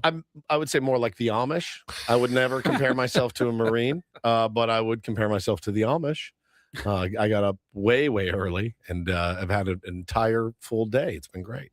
Our YouTube stream has been debating just how much those gold medals that we had in studio are worth if you melted them down. A lot of people sell We'll find out. I still got them in here. Paulie still got them. Paulie, melt them down, and let's see what we can do with them. You still have them in here. How much He actual told us to gold just is hang in on it to 'em. I'm versus? like, what do you want us to do with these? I don't know. Don't lose them. I certainly would not leave I my wouldn't just leave them lying around with a this bunch of place. yahoos. Not us. I mean, I mean, things disappear at offices all the time. Yeah. I definitely would not leave the gold medals lying around here. that is it was cool, man. We Being just take able them into the parking lot and start getting a lighter Throw and it just up. trying to. to throw it up, see how high you Melt it can throw down. it. That was cool, man. Dave's a good dude. That The one of torch coolest was things we'll do all surprisingly year. cool as well. Uh-huh. I got to run around the building with the torch during the break as well. I see a lot of people sell their gold medals. A lot of people have sold their gold medals over the years. And I guess if you're a collector, you're like, because I understand, like, oh man, because Kareem sold a bunch of his stuff. He sold all his memorabilia and he wanted to donate it to kids in need or something. And so he did. And I get it. Like, hey, I'm going to buy Kareem Abdul-Jabbar's MVP trophy. Like, that's cool to have. A gold medal is like, I don't know. It just feels a little different to me. Like, that's so personal. Not that an MVP is not. You work really hard for it, but it just feels different having a medal of somebody else as opposed to this is Michael Jordan's MVP trophy. Now, there's a lot more of them, even though the Olympics are That's just true. every 2 years. They give out hundreds of them, I believe, during each Olympic game. So I remember when I was in Vegas a few years ago, finally went to the pawn store, like the Pawn Stars shop, and they had a whole case full of World Series, NBA, and Super Bowl rings. People fall on hard times. And you're just like, damn, like, and they would tell you, like, okay, this one we're not totally sure. This one is from a player for sure. This one is from a front office person. Yeah. Like secretaries, I think, will have the option at least to purchase a ring, or they get like different they're slightly different than the ones that the players get on the field, but like, I don't need this. You're still it's in the organizational I don't know that I'm taking it to a pawn shop though. I'll sell it online, but I don't taking it to a pawn shop. If you were maybe you want to get it back at some point. Yeah, maybe. You just need a loan. Yeah. Exactly. I think it's still a pretty cool collector's item. I mean, would you buy, like, if the Padres won a World Series, would you buy, and like 20 years afterwards, you're at a pawn store and you see, and you're like, oh, it's the director of ticket sales that year. He got a ring and they ended up pawning it. It's not, no, I would Fernando Tatis Jr.'s ring. I or would. something. I don't think I would buy it. I don't think I would. Maybe for the right price. I collect things. I do not collect expensive jewelry. That's one thing I do not have the budget for. Baseball cards enough right now are kicking my ass, so I can't even imagine. I'm going to go collect rubies and sapphires. I don't think so. I am. I don't usually get FOMO, but what are you FOMOing about? Seeing Sammy Levitt, AJ Cassavell, pictures from the Peoria Sports Complex. I know we'll be there in a couple of weeks. But I always feel like I'm missing out on that first day when everyone's excited to be there. Now, AJ and Sammy, in 4 weeks, they're going to be dying to come home, and we're going to be so glad we're not there, and they're going to be like, please let me come back to San Diego. Right. But on this first day, I always wish, it'd be nice to be there when everyone's fresh-faced and arriving at the Peoria Sports Complex, which has probably been happening over the last hour or 2 hours, where players are reporting officially for the first time, pitchers and catchers. Yeah, even the players are actually pretty excited to be there on day one. By the time we get there, they'll be good and surly. Do you get FOMO often, like when other people are doing things? I tend not to. Happy for someone else that they're doing something they enjoy, but I don't tend to feel like, oh, I wish I was there. I did when I was younger. It's what got me in tons and tons and tons of trouble. It's what got me to go, like, that's what forced me out of the house every night to go out, because I didn't want my buddies having some wild, fun experience and I wasn't a part of it. So FOMO literally almost ruined my life. So the older I've gotten, the FOMO I get is like, if I happen to be out of town and my kids have a game, that's the FOMO that I'm like, makes me really sad. But if I see some buddies out on a golf trip or something, I did see a couple guys a couple years ago playing in that baseball tournament that I played in October. They were out there having the time of their lives and I wasn't. And it made me so sick that I had so much FOMO that I ended up doing it again last year, much to my wife's chagrin. So I do get it. It's mostly baseball related too, like yours. It definitely is something that I think as you get older, maybe that's the wisdom, though, that you can't do everything. You can't be everywhere always. Correct. And you can't worry about what you're missing out on, because everybody misses out on, of course, tons of things all the time. Part of my New Year's resolutions this year was to let FOMO affect me less and spend less money.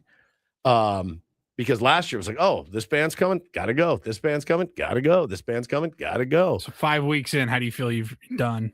Well, I picked up a new habit. It's baseball cards. So not great, Paulie, as far as financials, but I'm home more.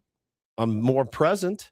I'm not gone. I was looking at stuff in my office yesterday and I was thinking the same thing. I'm like, for a while it was shoes, then it becomes vinyl records. Vinyl, yeah, oh yeah. Now it's sports collectibles. Oh, yeah. What's next? Yeah. And everyone's like, "Oh, careful! Don't even get into it. Like it's all. I know it's going to cost way too much money. It's expensive." I'm like, "What hobby isn't expensive?" People have been writing me dissertations about the hobby, the baseball card hobbying, right now, like full-on dissertations about it, and I'm reading it, going, Jesus Christ, no one gave me this much advice about drugs, not doing drugs. I didn't get this much advice about not taking drugs when I was a kid as I've gotten about stay away from baseball cards. Just say no to baseball cards is what they're saying. And Mothers Against Baseball Cards. Yeah.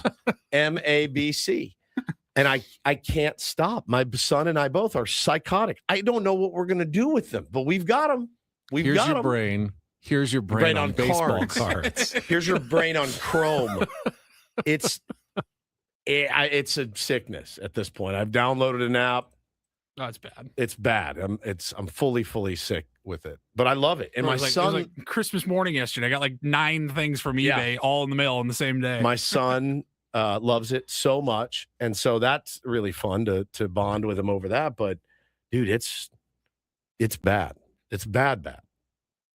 What's the not end debilitating game? Bad? I don't know what the end game is. That's the problem. Every day I sit at my desk and I go, what's the point? Some people get into it knowing, hey, I can put together a phenomenal collection. It's going to increase in value.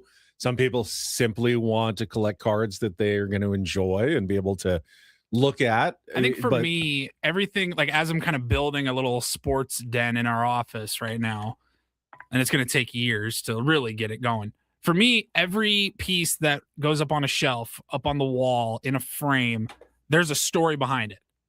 Whether it's my favorite athlete, somebody, a game I was at, something I personally found, you know what I mean? Like there's a story behind it. So that's kind of what's driving me. Not me. Don't know. I am really struggling. Is it the thrill of finding something that you were hoping for inside one of those packages? It's that. It's a huge rush. To you, it's similar to like a gambling rush, kind of, which I don't do anymore. You know, and yes, you do. Well, you just do it in a different form. Here's the difference, though. You gamble and you lose, that money's gone. You buy these cards and you save them and you treat them well. You could sell them and get more money back than what it's an investment. It's like the way I look at it is like stocks. right? Maybe I should have just bought stock. That would have been safer. But it's so much fun. And the other thing, too, that I've been doing lately is finding out who's going to be the next, trying to figure out who's going to be the next big thing. Like, who's the next Shohei Ohtani? That's literally gambling. It's also stocks. That's what you do with stocks. Which ones are going to pay off down the road? You buy it when it's worth pennies. Yeah. And then you cash it when in it's worth down the road. hundreds. It's not gambling. It is a little bit. It's the same kind of feeling, but it's like getting in on a stock at $50 and then hoping one day I could sell this thing for. I could sell the stock for $600. Any sort of collecting, if you're doing it in the hopes of adding value, is a form of gambling. But my vinyl collection isn't. I'm not looking to flip that one day. I think I am looking to flip most of these. Both of us are. And we'll just throw it in Bo's bank account. You know, Dad takes a small 75% fee. But after that, he gets split it 80-20. 80-20 is absolutely fair. I'm doing the lion's share of the work here, if I'm being honest with you. It's not gambling. It's not gambling. There's no gamble in it. Yes, the gambling is I'm going to go out and buy this hobby box of Topps Bowman or Top whatever. It's $180. I have less than zero idea what is actually going to be in these boxes. The thing. It used to be a penny slot. You'd buy a packet of baseball cards for 25 cents. And it didn't matter if you put them in the spokes of your bicycle. Now you're at the high limit tables. Because just to buy in, you're starting at a fairly high level. So Topps will make 10,000 boxes and they'll put 20 of these Manny Machado autographed cards in some of those packs. And the gamble is I'm going to pay $200. I'm going to get these boxes. It's got, 10 packs of cards. And we're going to open them and see what's in there. And we're going to hope it's a very expensive, valuable card. But in all reality, the likelihood is that it's going to be like some guy you've never heard of. I didn't know this. So Tatistix in our YouTube chat says they have pack odds for a reason. I didn't know that. Yeah. Do they put the odds of getting a valuable card on a pack? That makes it feel even more like gambling. Every line of cards that comes out, they put out a checklist and it says like the odds. It's like, hey, one card per every 150 packs or, whatever. Yeah. And you get an idea of how valuable there is. Or it'll say like this card's numbered to 25. That feels a lot like buying a scratcher instead of a baseball card, which is in that way. That's fair. It is. There's a little bit of speculation, right? I got my eye on 3 or 4 prospects. And I'm hoarding some cards right now. The stock investing is more like going out and buying a single of the number 1 draft pick. Yeah. And then holding on to it for 10 years. Yeah, so we're gonna hang on to the gems, we call them. We're gonna hang on to the gems, and then just we don't buy a ton of packs to open. We buy a few, but the crazy thing about these, you can pull a card, Benny, and it's some pink refractor, and you're like, oh, it's Tyler Wade. And they're like, you log on, oh, graded at a 10, it's still worth $170 because it's a cool card. That's what we like. We like getting those cool refractors, and we're having a lot of fun with it. But yeah, it's not, I'm not selling blood for baseball cards yet. I'll be dying to know in 6 months when you get your cards back. That's the thing. What they're graded. Because I think it's really hard to get 10s. It is, but if we do get them, I think we're going to sell them.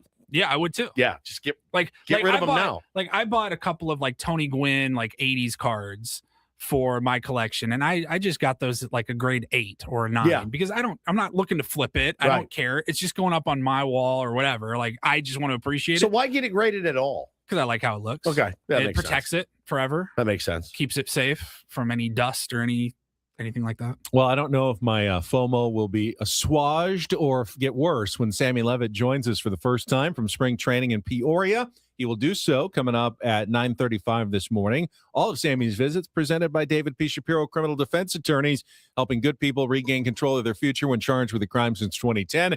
Visit davidpshapirolaw.com. Before that, though, we're going to play some Take on Woods. If you want to be our contestant and try to qualify for the 9 Inch Nails concert tickets this week, 833-288-0973. Play our trivia game when we come back. Plus, another pitcher off the market in Major League Baseball. We'll let you know who it is, where they are going, coming up right after a check of traffic here on San Diego's #1 sports station, 97.3, The Fan. First, I will tell you about SDFatLoss.com, the weight loss program that I used to lose 40 pounds in 60 days. That was back in 2023, the summer of 2023. And I'm proud to say that I have kept every single one of those pounds off. Got on the scale just a couple days ago, still 40 pounds down from where I started. How did I do it? Well, I did it with a lot of help. You can get that help as well from your great coach, counselor at sdfatloss.com. Set up a free consultation, and they will explain how the program works, how you can lose up to a pound of fat per day and 10 to 20% of your body weight with no injections and no exercise necessary. You're just eating regular food, stuff from the grocery store, some protein like chicken or steak, vegetables, the right time, the right portions, and you can really lose weight very quickly. It just melts off. But then when you're done losing, it's so much easier to sustain because you haven't been relying on bars or shakes or prepackaged meals.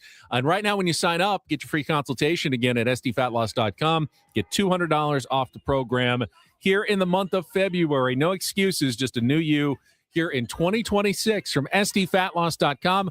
That's sdfatloss.com. Results may vary.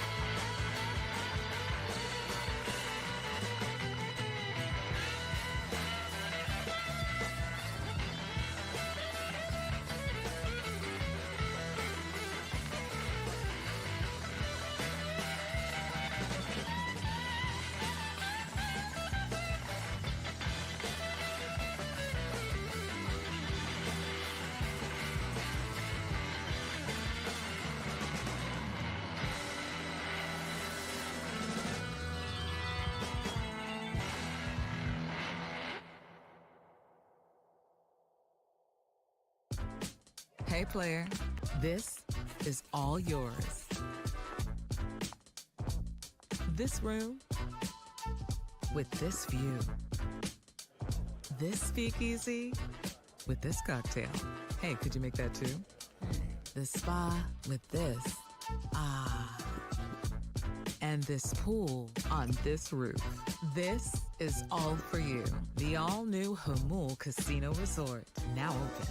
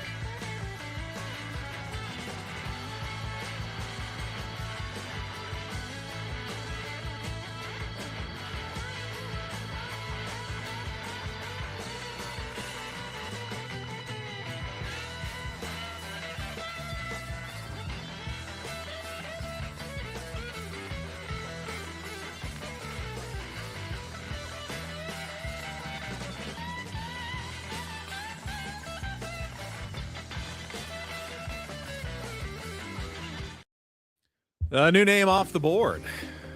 Free agent pitcher right-hander Aaron Savali. And the A's are in agreement on a one-year, $6 million contract, according to Jeff Passan, 30-year-old veteran. The A's have been fairly active this offseason. They have. Can they surpass the Mariners and the Astros and the Rangers in the AL West? AL West, yeah. And we'll, after Take on Woods, let's get to some of the first audio out of spring training. Yep. So Craig Stammen. Craig Stammen speaking. We'll have Sammy's covering it all. We'll talk to him at 9:35. But we can get to some of the audio a little early as well. Right now, though, we got Patrick on the line. Let's get to today's game of Take on Woods.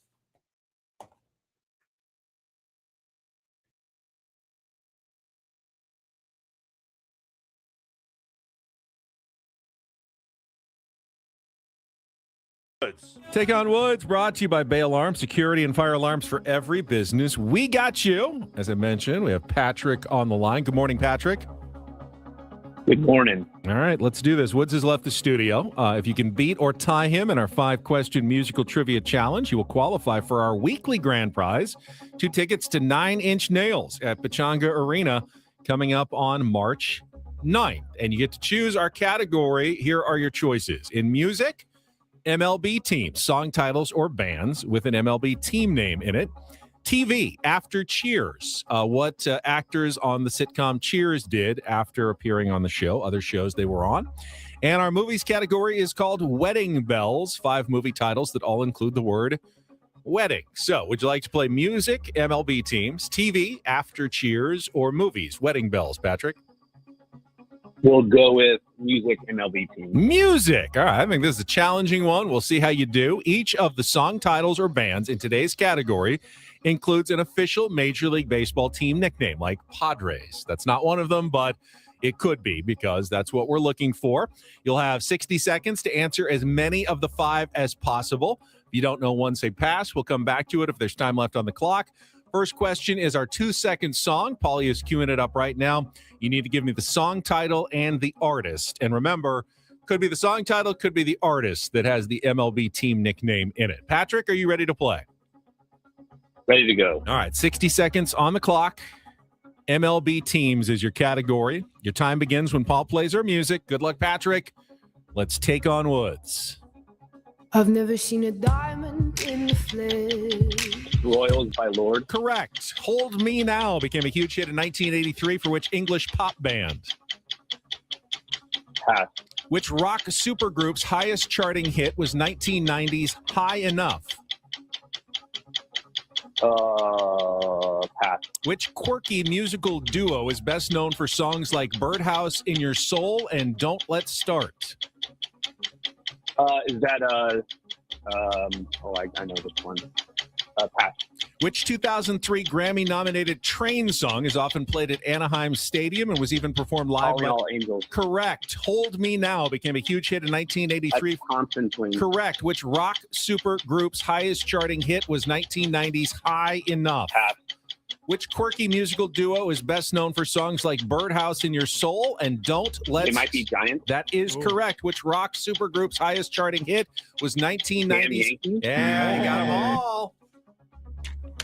Quickly going through the back end on those. But Patrick, you know what? You did it. Congratulations.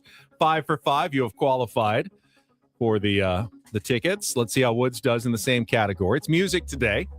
Back to your wheelhouse. I thought it was a tough one. We'll see. 60 seconds on the clock. Your time begins when Paul plays the music. Good luck, Woods. Let's take on Patrick. I've never seen a diamond in the That's Royals by Lord. Correct. Hold Me Now became a huge Thompson hit. Twins. Correct. Which rock supergroup's highest charting hit was 1990's High Enough? Damn Yankees. Correct. Which quirky musical duo is best known for songs like Birdhouse in Your Soul and Don't Let's Start? I don't.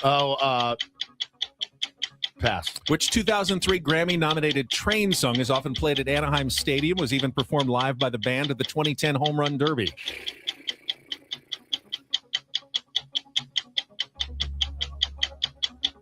Hey, Virginia. Incorrect. Which quirky musical duo is best known for songs like Birdhouse in Your Soul and Don't Let's Start? What is the effing category? God, you're gonna hate this. I'm gonna hate it.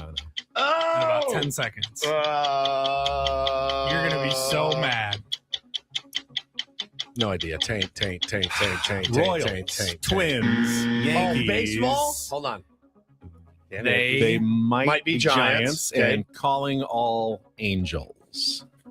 Damn it. Patrick wins 5-3. I told you I lost the qualifies for fastball, the 9-inch fellas. nails. It's gone. Good job, It's Patrick. been an unrelenting string of Tier 1 victories in all of our categories recently. Told you. You are now one of two into the weekly drawing for the 9-inch nails. Yeah, that was MLB teams in our musical category today. I told you.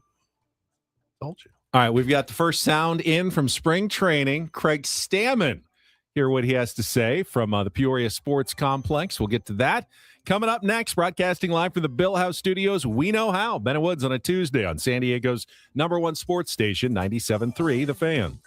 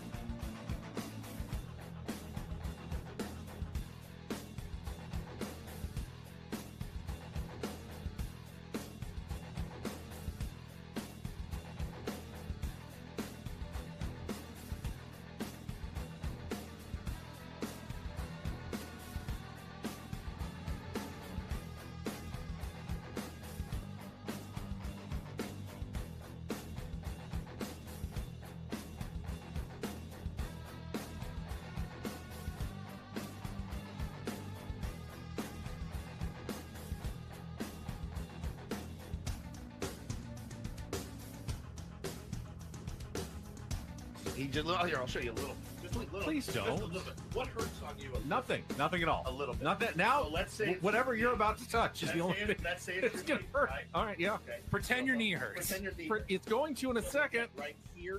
Oh, oh, that is not pleasant. Hey, player. This is all yours. This room with this view. This speakeasy with this cocktail. Hey, could you make that too? The spa with this. Ah. And this pool on this roof. This is all for you. The all-new Hamul Casino Resort, now open.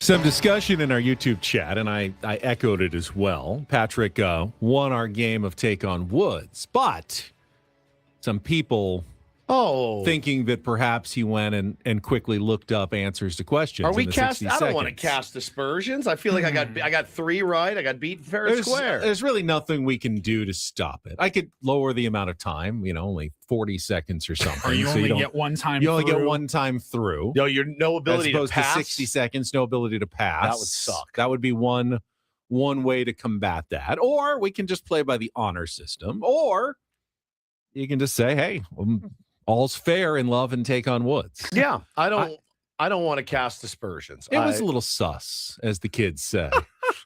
That's Cap, my friend. Yeah. You mogged him? What does mog mean again? Looks maxing, or something. Looking. I thought that was two fine. different things. Looking fine. It's from the looks maxing man of community, something, I and know.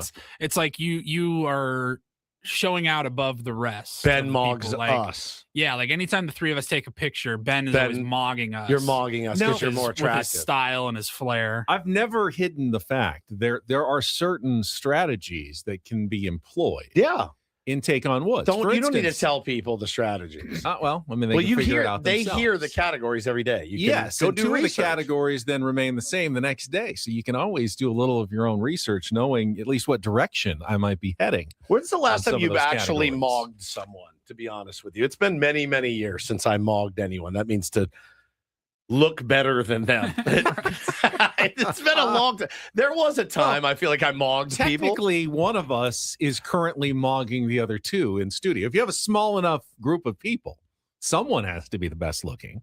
True. That's true. But it's so To subjective. outshine, to look, perform, or have something better than someone Like else. Paulie often, mogs us on his shoe game every day. I'm out, guys. often I told in you. attractiveness, muscles, or success. Ooh, Example: he muscles. totally mogged the competition in the physique contest. I'm. You guys know where my self-confidence is at right now, so Yeah. I'm not mogging anyone. No. Where two or more are gathered, one will always mog. I mean, if we all were like taking pictures in front of a bunch of weights or something, you would probably be mogging us. I don't think so. Do you ever take selfies at the gym? Never. Good. Never. Good. For my wife, maybe. Like Really? look at me sweating. Yeah, we've done that since we started Really? dating. Wow. I'm not showing her my hog or anything. I'm just in the gym, like crushing a workout. But it's been a long time since I've done that. But never like me in front of like the squat rack about to get after it. You know, Selfie into the mirror. selfie into the mirror. You know where I go? I don't see a lot of it, and I don't see a lot of filming. It's really a good experience at Choose Fitness. It really is. Like I don't see a lot of that. People come in, they get their workout on, and they leave. You don't see a lot of influencers now. The gym I went to before, the one in PB. Oh my god. Oh my god. Excuse me, tripod right there. I'm like, oh, my bad. I'm sorry. Bro, I don't even want to be here. I'm wearing pants. I'm the only one here wearing pants. Please, I'm so sorry. Every single guy was like, hey, get this. And they're just ripping, you know. Are we all on the same page that phones should just be banned from gyms? Well, you need them for the music, but you shouldn't be taking pictures in there is my personal like they should opinion. never be seen. Did I tell you guys what happened to me over the break? No. This is a long time ago. Over the winter break? The winter break. This is the one thing, and I hate to cut in the Reindl Report, but I'm gonna. You're gonna like this. Well, you have 20 minutes until the Reindl Report. You don't even know Oh, when the I don't Reindl even know what we're Report doing. is, apparently. It's 8:40. Oh, we're gonna get to Stammen's Stammen audio, yes. Did I tell you guys about the soccer ball? I didn't The tell you guys soccer about the ball. soccer ball. I have did no don't idea think what you're so. talking This does about. not sound familiar. So I go to Choose Fitness over the break. I was so proud of myself. I went every single day when we were off, every day except for Christmas because they were closed. And I went into the gym one morning, and it was 12, 13 people, so not packed at all. And I go over to the deadlift, trap bar deadlift, and I'm doing that. And I look in the mirror behind me, and there is a dude with a soccer ball in the gym, kicking, juggling, kicking it against the wall. And I'm like, I'm looking around, and I'm like, does no one else have a problem with this but me? Like, You're thinking, okay, Pele. Yeah, no, I'm just going, okay, you're fairly talented at juggling a ball, but you don't play for SDFC or anything, and they have their own training facility. And I thought, this feels like you are A, doing too much, B, looked at me, and C, that activity could have been reserved for somewhere else. Am I totally off base here? Like I don't Could it bring be part of like a dexterity workout, though, that he's doing? maybe that potentially a dexterity workout, but you can do all of that without the actual ball. I found it very invasive and intrusive. Like I don't bring my wedges Did you in feel there. like you were in danger of? No, I wasn't in danger. But I just thought I thought it was kind of ridiculous. Like you don't bring your wedges into the gym and like, Yes, how we doing, everybody? Hang on, I'm working on my turn and my. that would core be dangerous. A What if soccer you hit ball's not wiffle gonna. balls? Oh, what if I don't Still bring? swinging a club indoors All is right. dangerous. So if I bring a lacrosse ball or a tennis ball, I can just bring my glove in and throw against the wall. That's normal? No, that's not normal. That's a gym. Am I out of my mind? is he in with the like weight area, or was he in like the a stretching area? in an The open room? grass, the turf stretch area, and he was kicking and juggling and dancing and back kicking it against the wall. What are we doing? You don't think that's odd? Maybe not as odd as you think it is. Do you think it's odd, Paulie? Yes. Like if you're in there doing ball handling skills with a basketball, everyone's like, all right, go to the gym. Right. Like go Well, to a gymnasium. Yeah, I would go to the basketball court Mhm. at the gym. Yeah. You yeah. have a basketball court at your gym? Somebody said that's aura farming. Yeah, that's what he was doing. I love our new lingo on this program. I feel so modern. Aura farming. He was aura farming. That's what he was doing. I'm going to bring my blast motion in, my tee, a bucket of balls, and a net. And I'm just going to go right to the middle of the stretch area and just. I'd kill you. Just, I'd yes. be so mad. I walk in. What's up, guys? How are you? No, I'm just going to rip a few swings today. No, you don't do that. But what if you don't have like a spot in your house that's big enough to do those things? So you join a soccer ball, gym? go to a park. What do you mean? Like we've done for hundreds of years. Like every soccer player on the planet does. He goes to an empty field. park. You can go to Vaughn's parking lot, and that makes more sense to me than being in there. He was a kook. I was like, we get it. You're so athletic. Come on. You lose all sense of self-awareness, and there's other people around you. Nobody wants to watch you do this. There's a time and place, is all I'm saying. Right? You don't agree? Am I insane here? No. I mean, was he really doing any harm to anyone? Okay, no. But he could also have been cranking his hog. That doesn't hurt me at all. There's a time and place for that. That doesn't hurt me. I don't care. I do it. We all do it. You're right. It's not the time or place for it. He's not doing any harm. He didn't hurt me. I wasn't in danger, right? But it's not the right place for it. I thought it was so fascinating. I looked at him like I wanted to study him. I wanted to follow him around. I mean, it's not like you did it in a restaurant or something. That would be the wrong place for juggling a soccer ball.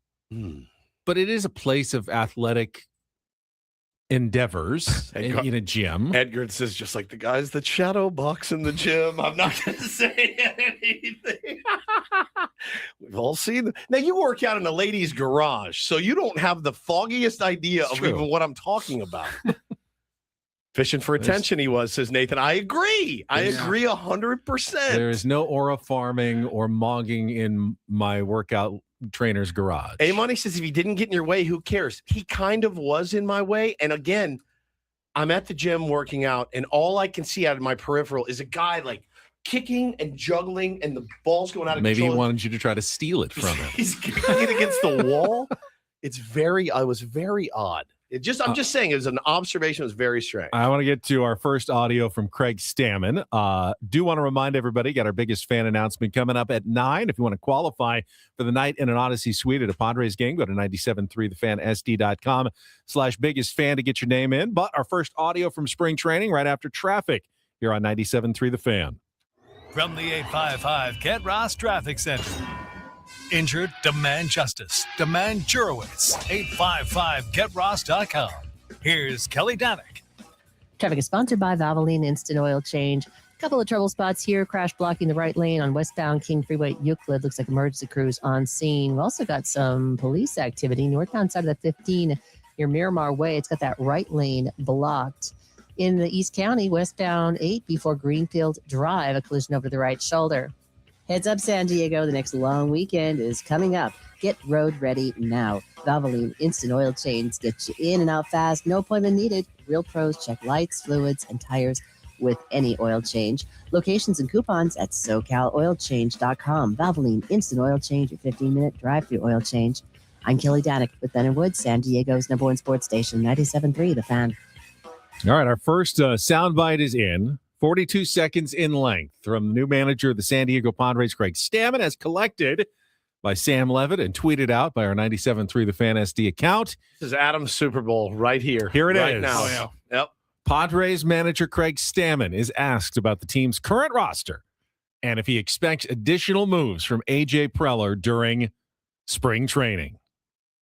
The roster that you have, there were some moves during the offseason. There could still be some. What do you make of this group of players and whether you expect moves coming in the next month or so? Yeah, we got a great group of players. Some, top to bottom, we've got a pretty good roster, a roster that we feel like can compete for, any number of goals throughout the season.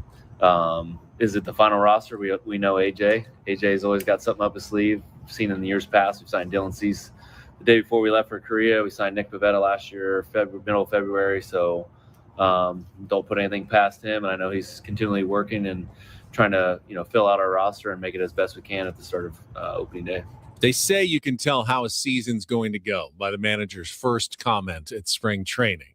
No, they don't. Do they say They that? do not They say do that. not.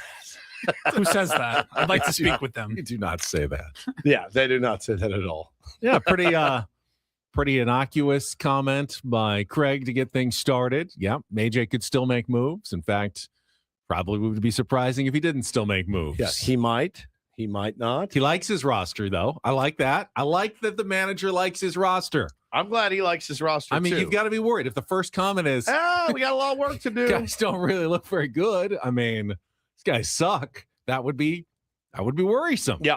But that's not what Craig Stammen said. He likes his roster. Easier question for Craig to answer than, the Rockies manager. It's easier for certain managers. There's less lying involved. Yeah, there's with way some other teams. Way less lying involved. More Way lying less. than Dave Roberts. Less lying than who is the manager of the Rockies now? What's his name? He was the interim guy. Oh yeah, they gave him the job. Yep. We'll learn it eventually. Yeah. I want to see it. I don't remember. I'm going to pull a Patrick. Yeah, just do it. And do a Ben? quick Google search. I'm sorry, Patrick. Warren Schaefer. Warren Schaefer. Yeah. He sounds like a skateboarder from the 80s, like Yeah, a a very little bit. famous 80s skateboarder. So yeah, he didn't have to lie very much. He probably should like this roster because it is pretty good as it stands today. But every manager is going to want help on their squad, and if you can get me other arms or another lefty bat, that would be fantastic. And but again, yeah, we know AJ. Everybody is very familiar with the way he works. We know he's not done yet, so we'll see. Tony Vitello, his first day on the job with the San Francisco Giants. Yeah, You feel like that's a big one. you feel like he has T-Mobile. He feels like he might be a manager. I feel with like he's a T-Mobile guy. T-Mobile manager, perhaps. I bet I bet he's like a guy. He doesn't have a cell phone. Oh yeah, He's an eyewash guy, Or Yeah. he's like, I've got this I got a flip. unlimited mobile. Like, you've never heard of it or something. This provider. I He's got a think walkie-talkie. he's going to be one of those guys where they're like, you guys don't understand. He literally sleeps in the clubhouse. Right. Maybe he shouldn't. You have to write handwritten letters to communicate with him. Right. Like I think he's going to be one of those guys. I think, again, it could work. It could be a brilliant move. My gut tells me just from experience and seeing things like this before, my gut kind of tells me it won't, but I've been wrong so many times. It's not even funny.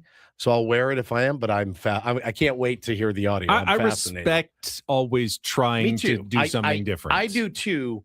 There's a good chance it goes wrong. There's because, a decent chance it goes wrong. Most things do go wrong. If your goal is winning the World Series, then 29 teams will go wrong this But that season. guy knows baseball. He knows baseball. He knows how to coach baseball. Can he coach 26 egos? Can he coach Rafael Devers? Can he coach Logan Webb?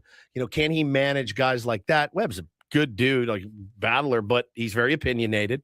So I don't know. I mean, it could what's it look like when it goes south, as it will for every team? I think the most important thing about being a manager, really a coach in any sport nowadays, is being authentic and genuine. Correct. Which is why I like the hiring of Craig Stammen. Yeah. There's one thing that dude is. He's pretty authentic. He's authentically himself. And he's genuine and he communicates honestly. Does he have, the ability to strategically guide a team through a baseball season? We'll No see. clue. We'll find out. All right, we'll come back with our biggest fan. Special announcement from SDFC. They already put it on social media, but we've got it for you here. And a Reindl Report kicking off the final hour of What's Next on San Diego's #1 sports station, 97.3 The Fan.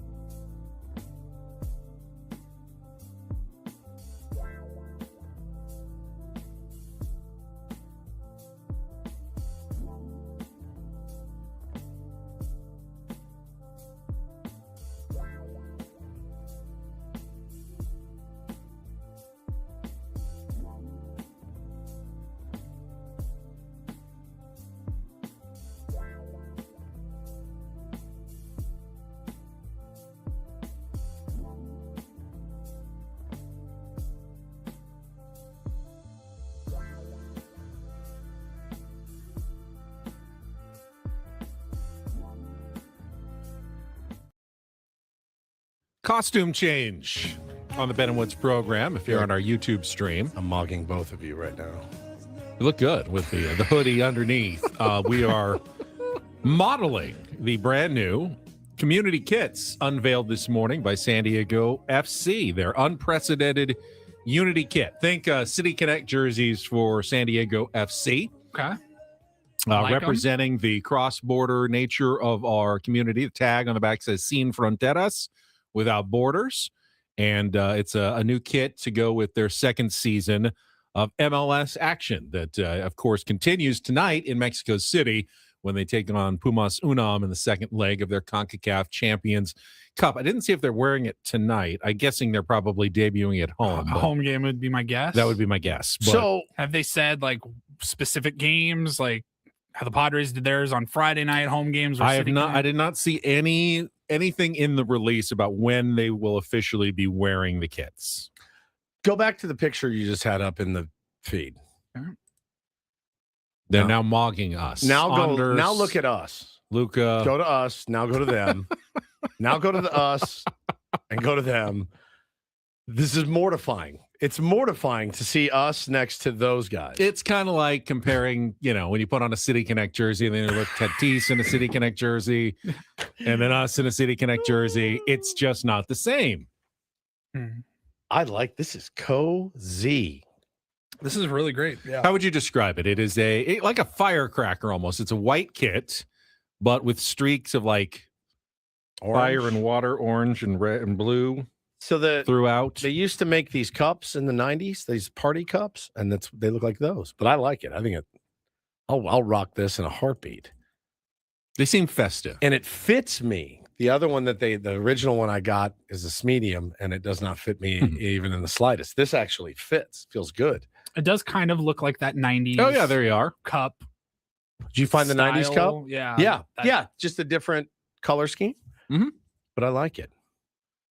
So we've gotten a chance to wear gold medals today and model the new kits for SDFC. Not a bad day. It's pretty good for a Tuesday. Not bad for a Tuesday. They can just replace us with mannequins at some point. Do they actually need us to host a radio show? And pitchers and catchers report today as well. So I like these. I'm gonna wear this tonight when I'm watching the match. It looked better, or it looks better on than it looked in the bag. Does that make sense? I saw the bag. I go, I don't know how I'm going to look at this. I put it on. I go, all right, this isn't bad. I'd wear this. People are going to have opinions. People are very uniform conscious in this town. They are. Very uniform conscious. Sometimes you feel like it's all we got. And usually the initial reaction is hate. And then you start to maybe, okay, wait, now I see it. And then eventually you become like, oh, no, these are great. And then you're mad when they're gone. Then they go away. Right. Do we have a ETA on New City Connects for the pods? April is the time? April. It's been the timeline the whole lot of I probably knew that. Speculation. I think some inaccurate leaks that have gone out. Those were inaccurate. Yep. Yeah. There was a fan concept that was put out somewhere, and like the DH gates of the world all found that and were like, hey, new City Connects are out, get yours here for $14 or whatever. And from what I've been told, those were just fan created. Those were not the actual City Connects. My guess, this has not been confirmed, we just know April. My guess is they're going to debut right around the Mexico City trip. Oh, that would make sense. Yeah. Makes a lot of sense. Like, I don't know if they'll do it that week and then you can buy stuff before those games. Although the Padres are the road team for those games. So I don't know. Can you wear your... Yes. It's the Arizona Diamondbacks are giving up the 2 home games. So I thought they split. Maybe you don't wear your City Connects for a road game. I don't know how it works. But I'm excited to see him. I've heard things, the mock-ups that I've seen online apparently are not even close. I think the hat is like the same hat that they teased that was in the their video. teaser. That was their teaser. I would think that's accurate. Yes. But unless it's a complete have a skull fake on it. I think it did. Oh, I love it. I can't It's kind remember of exactly. orange and blue, but with like a cream colored base, I believe. The mock-ups that were going around over the last week, it had the hat, like the cream colored hat, and then a white jersey. And everyone's like, that doesn't make a whole lot of sense. Yeah, it's because it's not real. It's not real. Yeah. It wouldn't go together. I love a skull. You may like it, you may not like it. It's not going to be like nonsensical, would be my guess. Right. Before we get to our Reindl Report, it's time to announce this morning's biggest fan. If you hear your name called, You will have 10 minutes. Call us back and qualify for our grand prize drawing, 833-288-0973. The grand prize, of course, night in the Odyssey Suite for a Padres game, 20 tickets for you and your friends, all the fan staff. We don't need tickets. We'll just show up. Catered by Spiro's Mediterranean Cuisine. This morning's biggest fan is Anthony Manzano from La Mesa. Anthony Manzano from La Mesa. You've got 10 minutes to call us at 833-288-0973 while Paulie gets us updated with the Reindl Report. And get things started here with our today's edition of the Reindl Report. Now tuned into the greatest. Welcome to the Reindl Report with Paul Reindl. Hi, Paul. All right. 2 stories from the world of sports that we haven't gotten to yet. We'll start off in Major League Baseball. And 1 story that you didn't know you needed. Are you laughing, biatch? It's the Reindl Report Hey, Paul, how you doing? Okay, how are you? on 97.3 The Fan. Are you ready to bless the mood? I need some help, please. That was good. Can I get a yeah? Oh, yeah. All right.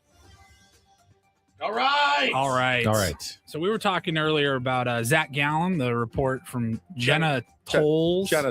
Genitals.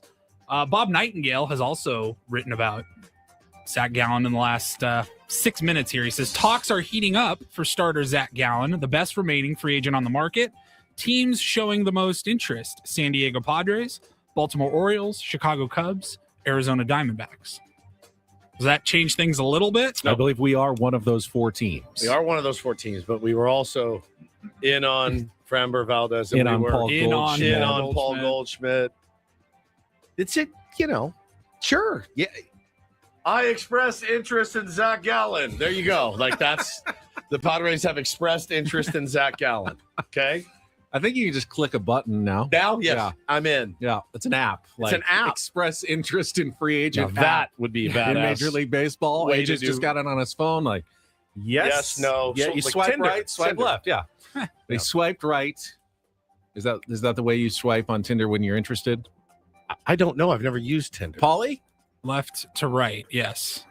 See, that's you Swipe express right. interest by swiping right. Yes. All right, they've swiped right Did you ever on Zach Gallen. swipe one the wrong way Oh. accidentally and go, no? Almost every time I was on Almost there. every time. Can you Yeah. undo it? I don't know. No. Really? You're But if just they- She's gone forever into the ether. No, Jennifer. It was either that or it's Jennifer Tolles? the other way. Like swipe it, you didn't mean to swipe. Paulie, that's mean. Just saying it's happened. And if you do it that way, And then you get the hey, and you're If- like, if no. if you match, then yeah. and now you've been married for 8 years. So how do you? Because you couldn't admit that you swiped the wrong way. So how do you know you match? Like she has to swipe you too. I mean, it's been like 7 years since I've been on those apps, Right. So I'm sure they might be a little bit different, but you would swipe right. Like let's say you're interested. Okay, You I swipe see right. this girl. I'm interested in swipe right. If she has not swiped right on your profile, she get nothing a- happens. Does she get a noting? They maybe. I don't If remember. they've already swiped right on yours and you swipe right, then it is says there it's a match. It's a little Oh, you get animation. like a notification. Yeah, it's like now messaging is now opened because you both matched. I don't remember who it was. I don't know if I saw it online or if I heard it on Stern or something. But some dude was on there for like 3 years and didn't match with anyone. Dang. And it was not awesome. That would be a really tough scene. How's Tinder going? It's horrible. I'm 0 for 75. So you've been on Tinder for like 3 years. Yeah. Surely it's been good. Let's hear it. Tell me some of your pervy stories. You've got nothing. I've got nothing. I'm 0 for you gotta start 7,000. wondering about the picture you posted. Dude, yes. You change it up. You change it up. I don't remember where I saw it. Maybe it was online. I've got to imagine that the guys swipe yes a lot more than the gals. I'm Like, what's the assuming. percentage? What's the percentage at 2 a.m. Right. as opposed to noon? You're like, yes, Oh, man. yes. Like, how often does a girl swipe and it's like not like, oh no, they swipe no on I you? always just I mean, for imagine- guys, I'm sure it's like 80, 90% of the time you swipe, you never hear anything back. Correct. I'd imagine the girls' success rate is a lot higher. 99%. I remember when I was single and on some of those apps and like talking to some of my friends that were females, and I'm just like, why do you even need these? What apps? do you need You it can for? literally go out to any bar, Walk down in the San street. Diego. Just walk down the street.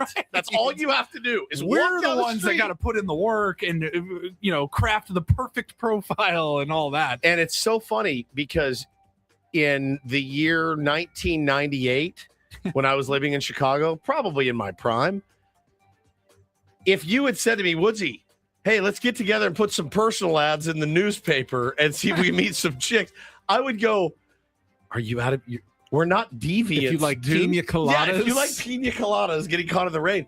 If my buddies had gotten together, like, let's put some personal ads out there, like lonely heart looking for blah blah blah. You would have gotten laughed out of the room. Now everyone's like, yeah, I'm on 12 different apps. I mean, smart. It essentially is a personal ad in the paper. Yeah, it's an ad in the paper on your phone. Version of That's that. exactly right. It's crazy, man. All right. Anyways, I can talk about this all day. I'm fascinated. Well, I only got a couple of stories here. We'll just go quickly. Now, this was a little bit of no real story here, I guess, but a little bit of drama. Did you guys see the shirt that Bill Belichick's girlfriend Jordan wore over the weekend? Bill Belichick, of course, been in the news for not getting into the Hall of Fame. Robert Kraft also. It's huge connection there. He also not in the Hall of Fame. And so at the North Carolina game a few days ago, Jordan and Bill were spotted. Yep.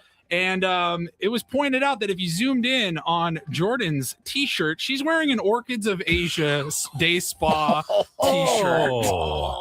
And if you're thinking that that's a connection to Robert Kraft, you would probably be right. You're assuming. Now, Ben, that's the place that he went and paid to get a massage, but it wasn't really a massage. Correct. It was something different. It may have started with an actual massage. Potentially started with a real massage and then ended up happily. Now, if she like wore like a Seahawks T-shirt, like going up against, that was the weekend of the Super Bowl, going up against the Patriots, that would be. That's like you might be reading into that one a little bit. Maybe her cousin's a Seahawks fan. You never know. This one, there's really like she wasn't just wearing a Orchids of Asia Day Spa Does T-shirt. anybody wear a T-shirt of their favorite massage parlor? Their favorite shady massage parlor that got busted from trafficking, like notoriously known for. I mean, even if it's a reputable corporate, massage Like envy or something, you're probably still not wearing the T-shirt around everywhere. Oh man, get him a massage envy T-shirt and get it now. Use the show funds, whatever we need to do. I thought it's an elite troll job. It was pretty. So solid he troll. clearly hates Bob Kraft because Bob Kraft let him go or he left. It's obviously there's a lot of friction there. Oh God, that was. I kind of liked her after that. Somebody said in the chat, that's pretty punk rock. I go, I pretty much agree with you. I was like, and it's not like paparazzi got them. She was wearing it while they were walking to Starbucks or something like this. She showed up to the game. huge North Carolina basketball game. When she walks in and goes, hey, babe, look what I'm wearing. Do you think he just fell out laughing or was he like, this is good? I mean, I've got to think that his first reaction is, why are you doing this? And she's like, because I got your back. Bill Belichick's it's going to create headlines. It's we don't need these headlines. But it's pretty hot, though, but that then he she's thinks and writing goes, for her man. Not going to say anything. Just going to. Yeah. Like he is with his entire relationship with her. The pictures on the beach, the everything. Dressed as a mermaid. Just going to do it. He's probably watching TV. Roll with it. He just wears it. He's watching TV. Yeah, it looks great. It looks great. He doesn't talk back to her at all, I don't think. I guarantee you he doesn't say a word. No. Not a word. He's like, all right. She's like, buddy, I'm 45 years younger than you ever talk back to me. I'm gone. Sounds good. Sounds good to me. All right. And then we will wrap it up. I guess this is sports adjacent. We were talking about this over the weekend, getting to it today. The new sport going around virally on social media, the Run National Championships. Oh my God. This is I've never heard of this. So think of, you've probably seen the videos over the last few years of guys in an arena, an octagon type setting, and they do like the slapping where you stand there, crazy, and they slap you as hard as they can. Guys get knocked out all the time, and you're like, "That's the dumbest thing I've ever seen." Until now, until the Run National Championships, a new sport, a very controversial contact sport in Australia, where two competitors will stand on opposite sides of a mat and they run at each other as fast as they possibly can, head-on collisions with the purpose of knocking the other one down. It says here the clash usually ends with the winner still standing and shouting and somebody reeling on the ground in pain. It's so hardcore, dude. It's something. I mean, running as fast as you can with no pads, no helmet, no nothing. But one guy does carry a ball like it's football. Like it's football. One guy carries a ball like it's probably Australian rules football or something. Oh my God, man. And then some guys you see just they hit, and they're out. Just knocked out cold. Yeah, it's Oklahoma drills, as Adam says, from high school. But those guys were in full pads, man. So when I was growing up in our old house, we had this very long hallway from the garage to the living room. To the butler's quarters. Just normal house. Right. Growing up in Encinitas. And my brother and I would play. My dad would get on his hands and knees at the end of the hallway, and we would run as fast as we can and try to knock him over. Yeah, now, of course. He's an adult. We're like, 7 and 3. Sure. And then he would just go, that was nothing. Yeah, it's nothing. Like, that was nothing. But I think at some point, because then I did it with my kids later, it's not always nothing. Like, even kids running at full speed into you can get concussed. Can get a little, yeah. Oh, It's not always nothing. So this is an audio platform primarily. We are showing some of the videos on our YouTube stream. This is an audio platform, though. Listen to it. To the audio. You're going to hear the boop, boop, boop, the countdown, and then it'll sound like coconuts hitting. Like the start of pole position. Listen to the contact these two guys. They look like linemen, right? They're like 300 pounds.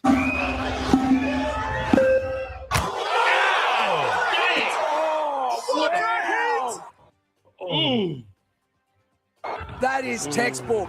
Textbook. One more time.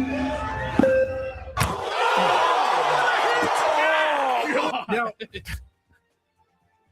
I mean, you can have good technique without pads. Yeah. But one time you accidentally go head to head and both guys die, that's going to be a problem for this sport. Let's try it in mini slow motion. Just like mini. And then I'll speed the video up. Speed the video up. Yeah, it's great. It's meat on meat is what it is. That's what it sounds like. Man. Thank you, Paulie. I was wondering if we get to that this week. That was unbelievable. Yeah. Got to imagine they have trouble finding like a healthcare plan for the league or anything. So you're telling me the guys from Puerto Rico can't get insurance, but these guys are fine. They can't play in the WBC, but these guys are like, we're good. Yeah, Javi Baez smoked that joint 3 years ago. That's right. That's true. That is unbelievable. We are just a few minutes away from spring training. Sammy joining us for the first time from Peoria, Arizona. Right now, I believe 2 of the new coaches are speaking, and Sammy just posted the new spring training hat for your San Diego Padres as well. So we can talk about that when we come back with Bennett Woods on San Diego's #1 sports station, 97.3 The Fan. Gambling problem? Call 1-800-GAMBLER. GEGE 000-466. For a full list of games and rules, played at 7 Mile Casino. Visit 7milecasino.com. If you're looking for something less full contact as your, distraction, playing cards is rather safe. And doing it at 7 Mile Casino is actually quite upscale and comfortable in San Diego's closest and best card room. Yes, sir. They have for you California-style blackjack, Texas Hold'em, Pai Gow, and Baccarat. They don't have slot machines. So if you're like me, that's a plus for you. Sorry, you're going to have to leave your Pall Malls in the car, smoke-free environment as well, which is refreshing. Also, but they got great food, friendly dealers, delicious cocktails, and a beautiful view there from the patio, Benny. Yep, convenience is great. Other places, fine. You can go out to the card rooms, but it's 45 minutes or so. Got to find a parking spot in a garage and then walk all the way through the casino to the card room. Not at 7 Mile, right off the 5 freeway in Chula Vista. Get off at E. You're on Bay Boulevard. It's right there within about 45 seconds. You're pulling in another 30 seconds. You're sitting down at a table doing what you were planning on doing. That is playing cards at 7 Mile Casino, just 7 minutes from downtown.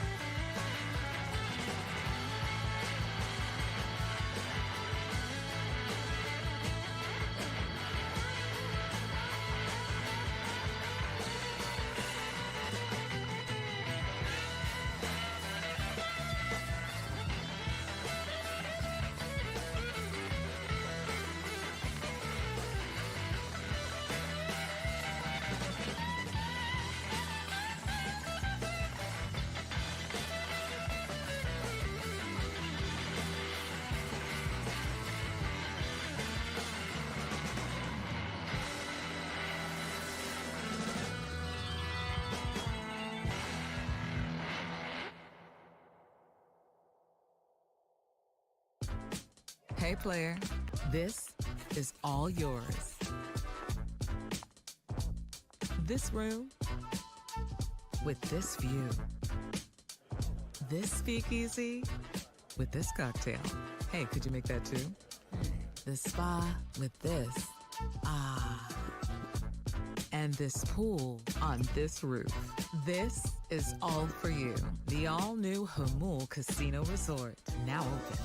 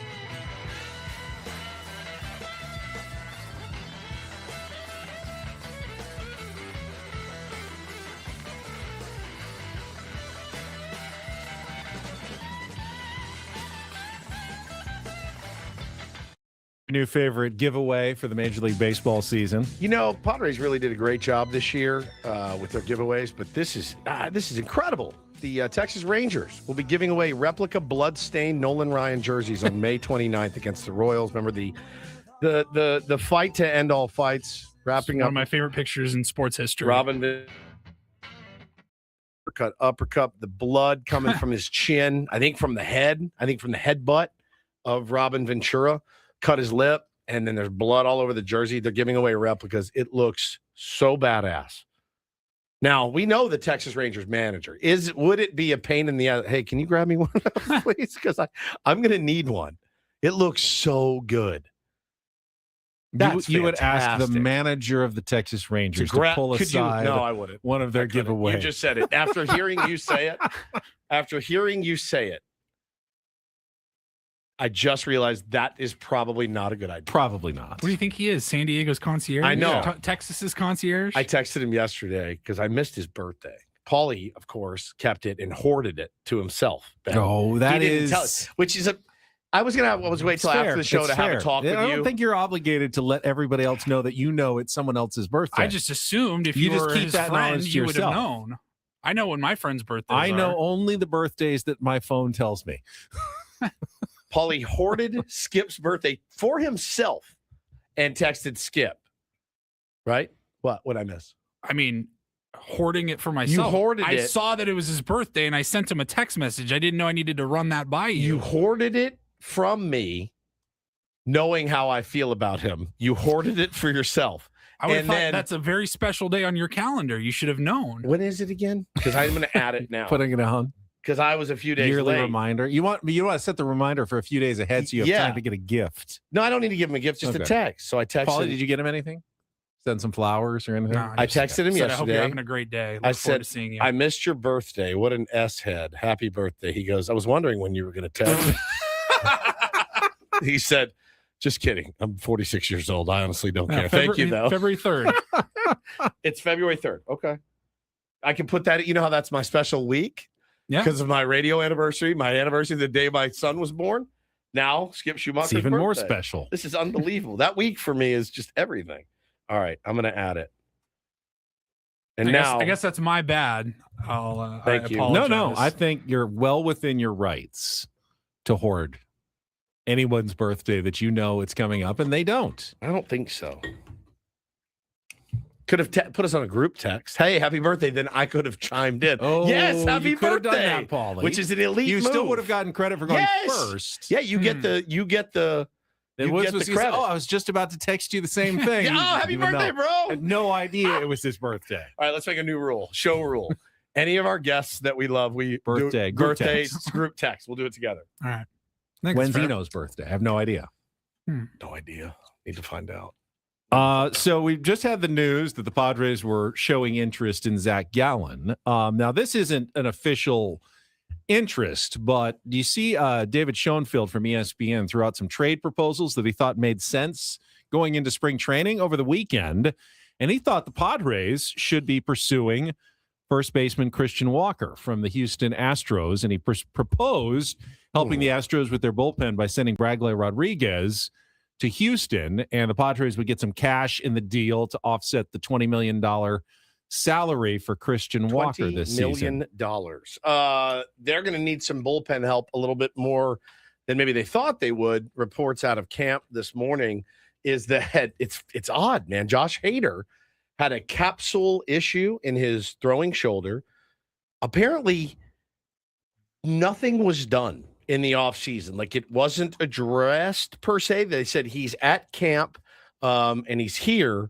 We're not sure when he's going to start throwing or doing anything. So it's not like they're going to need some bullpen help right now, sooner than later. You miss Hader for any extended length of time. That's a big loss. Now, AJ doesn't want to trade away from his strength, which is the bullpen, but Bradley is a bit of a lottery ticket still. Yeah. Well, a great arm, but unproven for the most part on the big league level. Yep.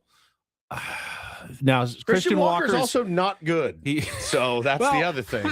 Not good, though, is still 27 Tell us home how you runs. really feel. Fair. I mean, 3-time Gold Glover at first base. Yes, he had a down season. His WRC plus was just under 100, so below average offensively. That's still 27 home runs. he hit 27 bombs. His OBP was worse. Not good. Not good at all. He mashes against the San Diego Padres. That's one thing I do know. That guy, and you know who else he crushes against? The LA Dodgers. Nobody owns the LA Dodgers more than Christian Walker. Okay, I'm pulling the trigger on it. It's so decreed.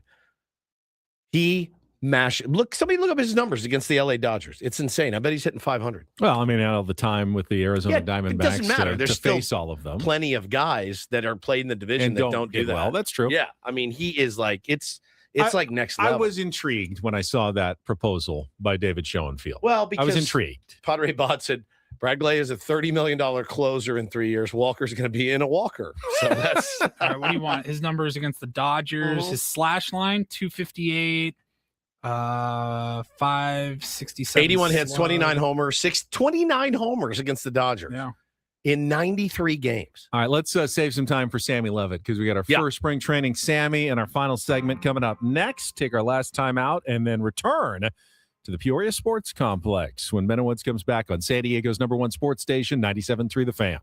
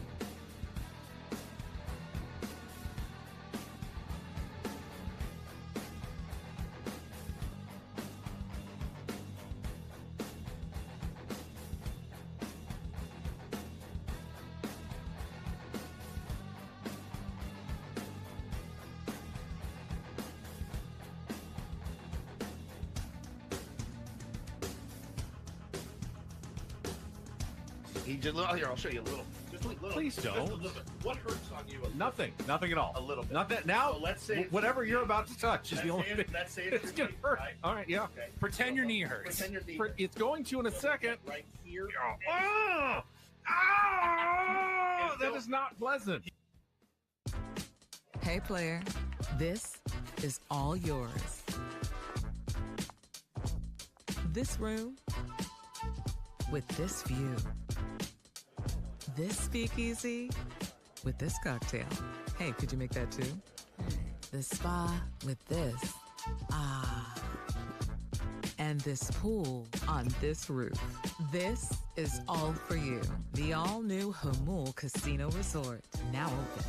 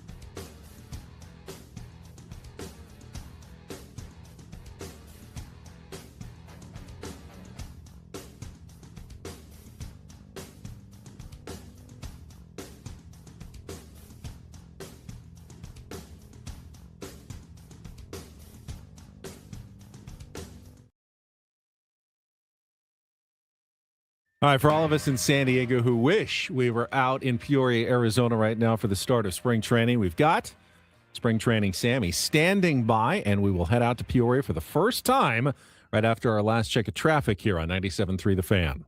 From the 855 Get Ross Traffic Center. Injured? Demand justice. Demand Jurowitz. 855GetRoss.com. Here's Kelly Danick. Traffic is sponsored by Valvoline Instant Oil Change. Might want to avoid that northbound 15 this morning, guys. Some police activity right before Miramar Way. They are diverting traffic off. So, give yourself extra time. Be prepared for that traffic diversion. Northbound 15 before Miramar Way. Again, this is all due to some police activity. Southbound 15 near the 163, a collision involving several vehicles. It's mostly in the center divide.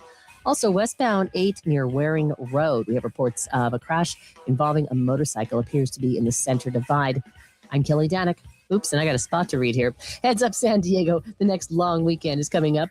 Get road ready now. Valvoline Instant Oil Change. Get you in and out fast. No appointment needed. Real pros check lights, fluids, and tires with any oil change. Locations and coupons at SoCalOilChange.com.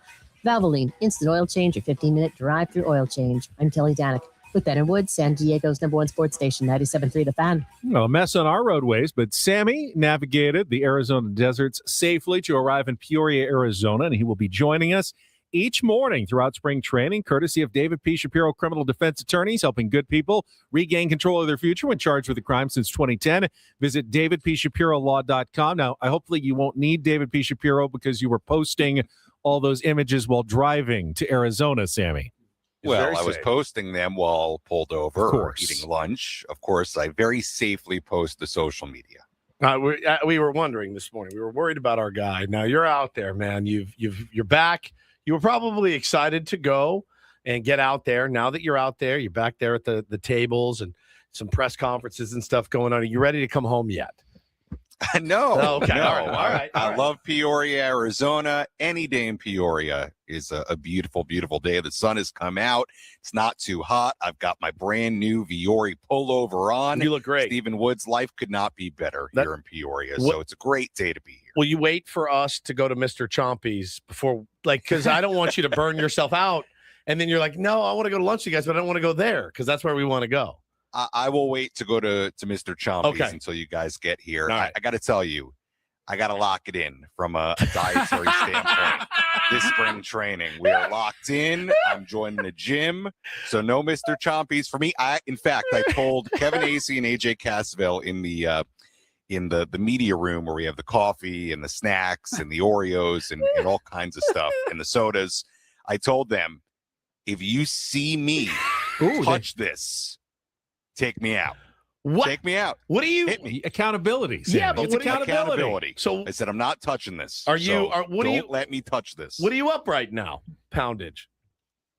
Well, that's between you and yourself. Me and myself. You in the mirror. All right. What are you trying to? What are you trying to draw? No. I'm in a good place. You just try not to gain when you're there. I'm trying to. Baseball season in general and spring training.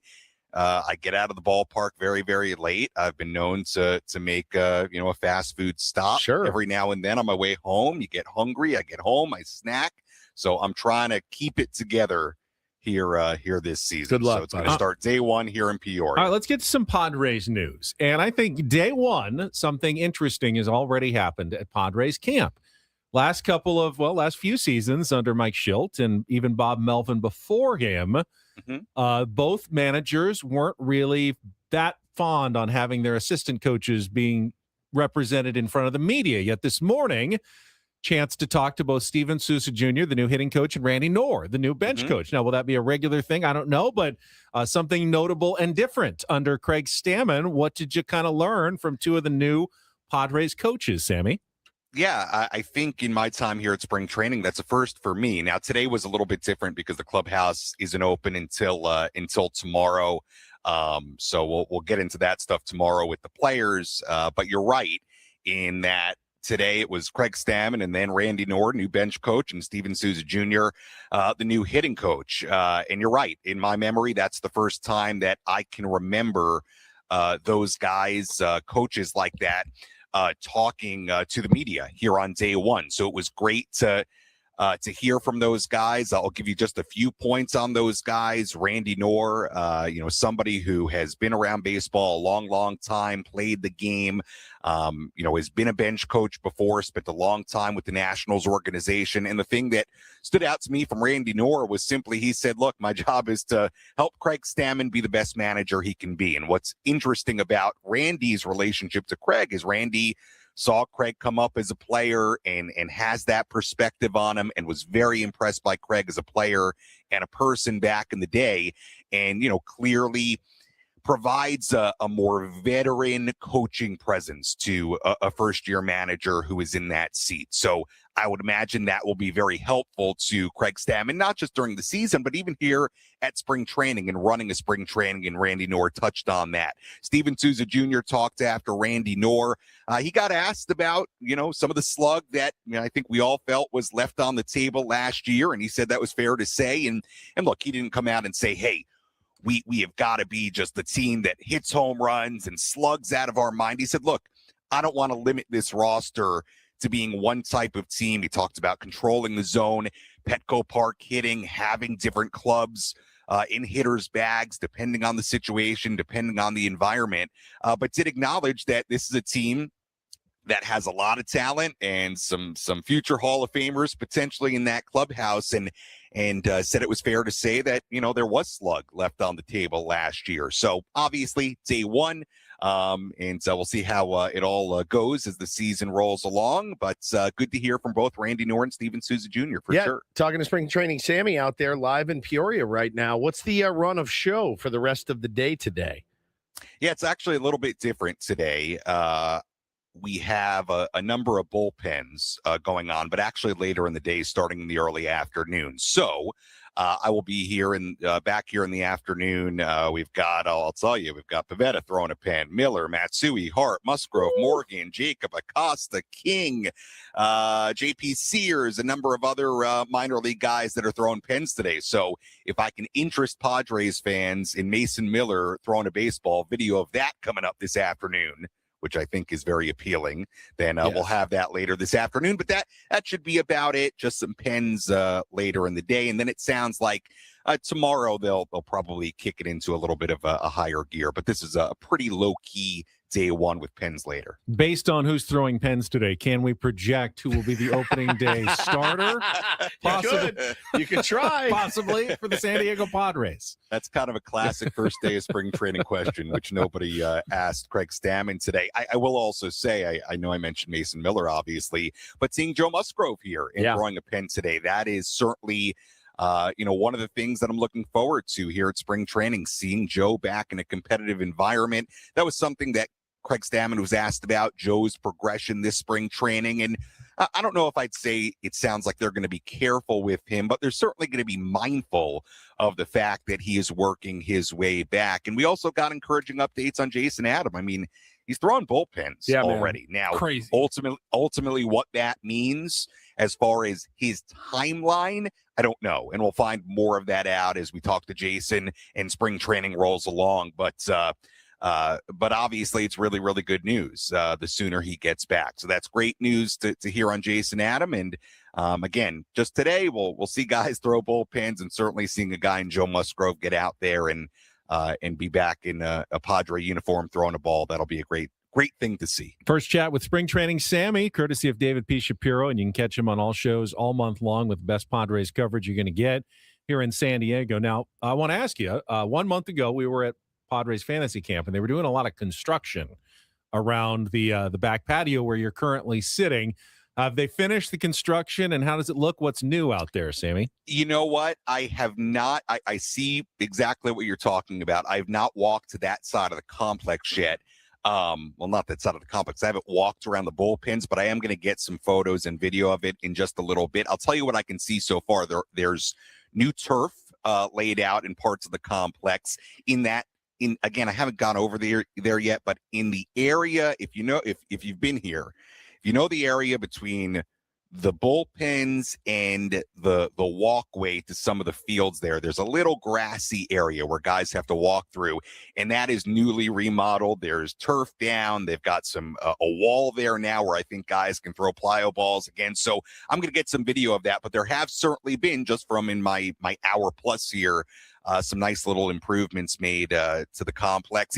Even right here, as I'm just looking here at the batting cages, it used to just be netting along here. Now they've actually got some garage doors that are going up and down, and I'm actually noticing that in real time that's new. So there's quite a few improvements here since last spring training, and I'll get to it as the day goes along, and be sure to put out some photos and video of some of the capital improvements here in Peoria. Now, Benny, when we first started with Sammy on the air, you used to give him homework every day. Do you remember that? That's right. Give Homework him assignments. homework assignments. Do you have one for young Samuel Levitt I think today? homework is only when you feel like the student maybe needs some direction. So right now, I think Sammy's okay on his own. If he starts falling behind in class, then maybe we'll assign him some projects. How about let's wait for the full squad to report, and then I like when you guys give Sammy the daily. Hey, we would love to know more about this person. Yes. Go out and chat with the them. clubhouse is closed today. You can't really talk to anybody, but the homework assignment is get some fresh video of the new complex. Paulie just posted some drone footage that the Padres put up that showed that area you were talking about with the new Padres logo. The plyo wall that's right there behind the bullpens between there it is. The walkway and the field. It's pretty cool. Yeah, just some nice little upgrades. They've been upgrading that place since it opened, I think, in 1994, adding to the building, adding to the clubhouse, adding to the gym area, the fields. It's just been kind of like Petco Park, constantly improving and refreshing it over the years. Get better with time. I have just one homework assignment for you, Sammy. It's to stay away from those chewy granola bars that I eat 75,000 of when I'm out there at fantasy camp. So stay away from those. That's not fantasy camp. You're not supposed to take those. No, I just said Well, he's got snacks though. They have snacks provided. They have snacks in the media room. Yeah. But he's going to avoid. He's He has that's Kevin what I'm AC saying. and AJ Avoid Castle those because slapping his hand away if they see it. it's nice. You have a little accountability partners Well, out there. and look, if there's somebody that can hold me accountable, it's Kevin AC, because I'm going to tell you, Kevin's in great shape. He does not eat any of that stuff typically, from what I can tell. So he'll keep me in line, I'm sure. I will just encourage people while I'm on here to, if you're just a radio listener, be sure to follow 97.3 The Fan social media, 97.3 The Fan SD on X, same thing on, or it's 97.3 The Fan on Instagram and Facebook. And you guys know this. I think if there's one thing that we do extremely well here at spring training is that we give you a ton of video content. And quite frankly, you're going to get video content from me and the station that you're just not going to see anywhere else. My goal here, beyond doing the radio hits with you guys and the reporting and gathering information and all that kind of stuff, my goal here is to quite simply be the eyes and ears of the fans that can't be here. And I think that's especially important in the early days of spring training. So be sure to follow us on social media so you get all that good stuff. Thank you, buddy. Appreciate you. We'll talk to you tomorrow. All right, guys. Thank you. Appreciate it. Love Hey, Sammy. Spring training Sammy. Gonna be with this every single day. Just got a text from my buddy Trav, and he goes, "Spring training Sammy is my favorite, hands down. Just loves it. It just means we're there. We are there." Got to imagine the other beat writers hate Kevin AC, because Why? beat writers are notoriously not the most fit group. He's making them all look bad with his good eating habits and staying in shape during baseball season. With all that travel, all the airports, all the press boxes, one of the hardest jobs to stay fit doing all baseball season long. Oh. So difficult. Whale. So credit to Kevin for that. Well, I did have to walk across the airport the other day, so that'll justify. I'll take the chicken Alfredo, please. Room service. I'll take the a bread pudding. Yeah, room 366, please. Thank you. Every day, I would pack my workout shoes. They would never leave my thing. I got to get to the ballpark. I don't have time again. Can sausage pizza. You send me up an extra cheese, please. I mean, it would be Adam would call me and be like, "Bro, I'm worried for you, and I'm worried for Odyssey that we don't have the money, to fund your overeating while you're on the road." It's like, poor Sammy. It's day one. He's already panicked about oh God, it's gonna get bad. That's when you know. Wrapping things up this hour on 97.3 The Fan, brought to you by GL Pools, the company trusted by thousands of San Diegans to keep their pools sparkling, swim ready, and expertly maintained. Called GL Pools now. Say radio for a free month of service. I saw that our biggest fan, Anthony, was trying to call in, but he did not make it in the 10 minutes. I'm sorry, Anthony. Tough. Sometimes you listen on the stream. Makes it a little difficult. But that's it for us today. We will be back tomorrow, 6 a.m. More Sammy, more Padres talk, more Ben and Woods fun. Braden and Frank coming up next from the Bill House Studios. We know how. Ben and Woods on San Diego's #1 sports station, 97.3 The Fan.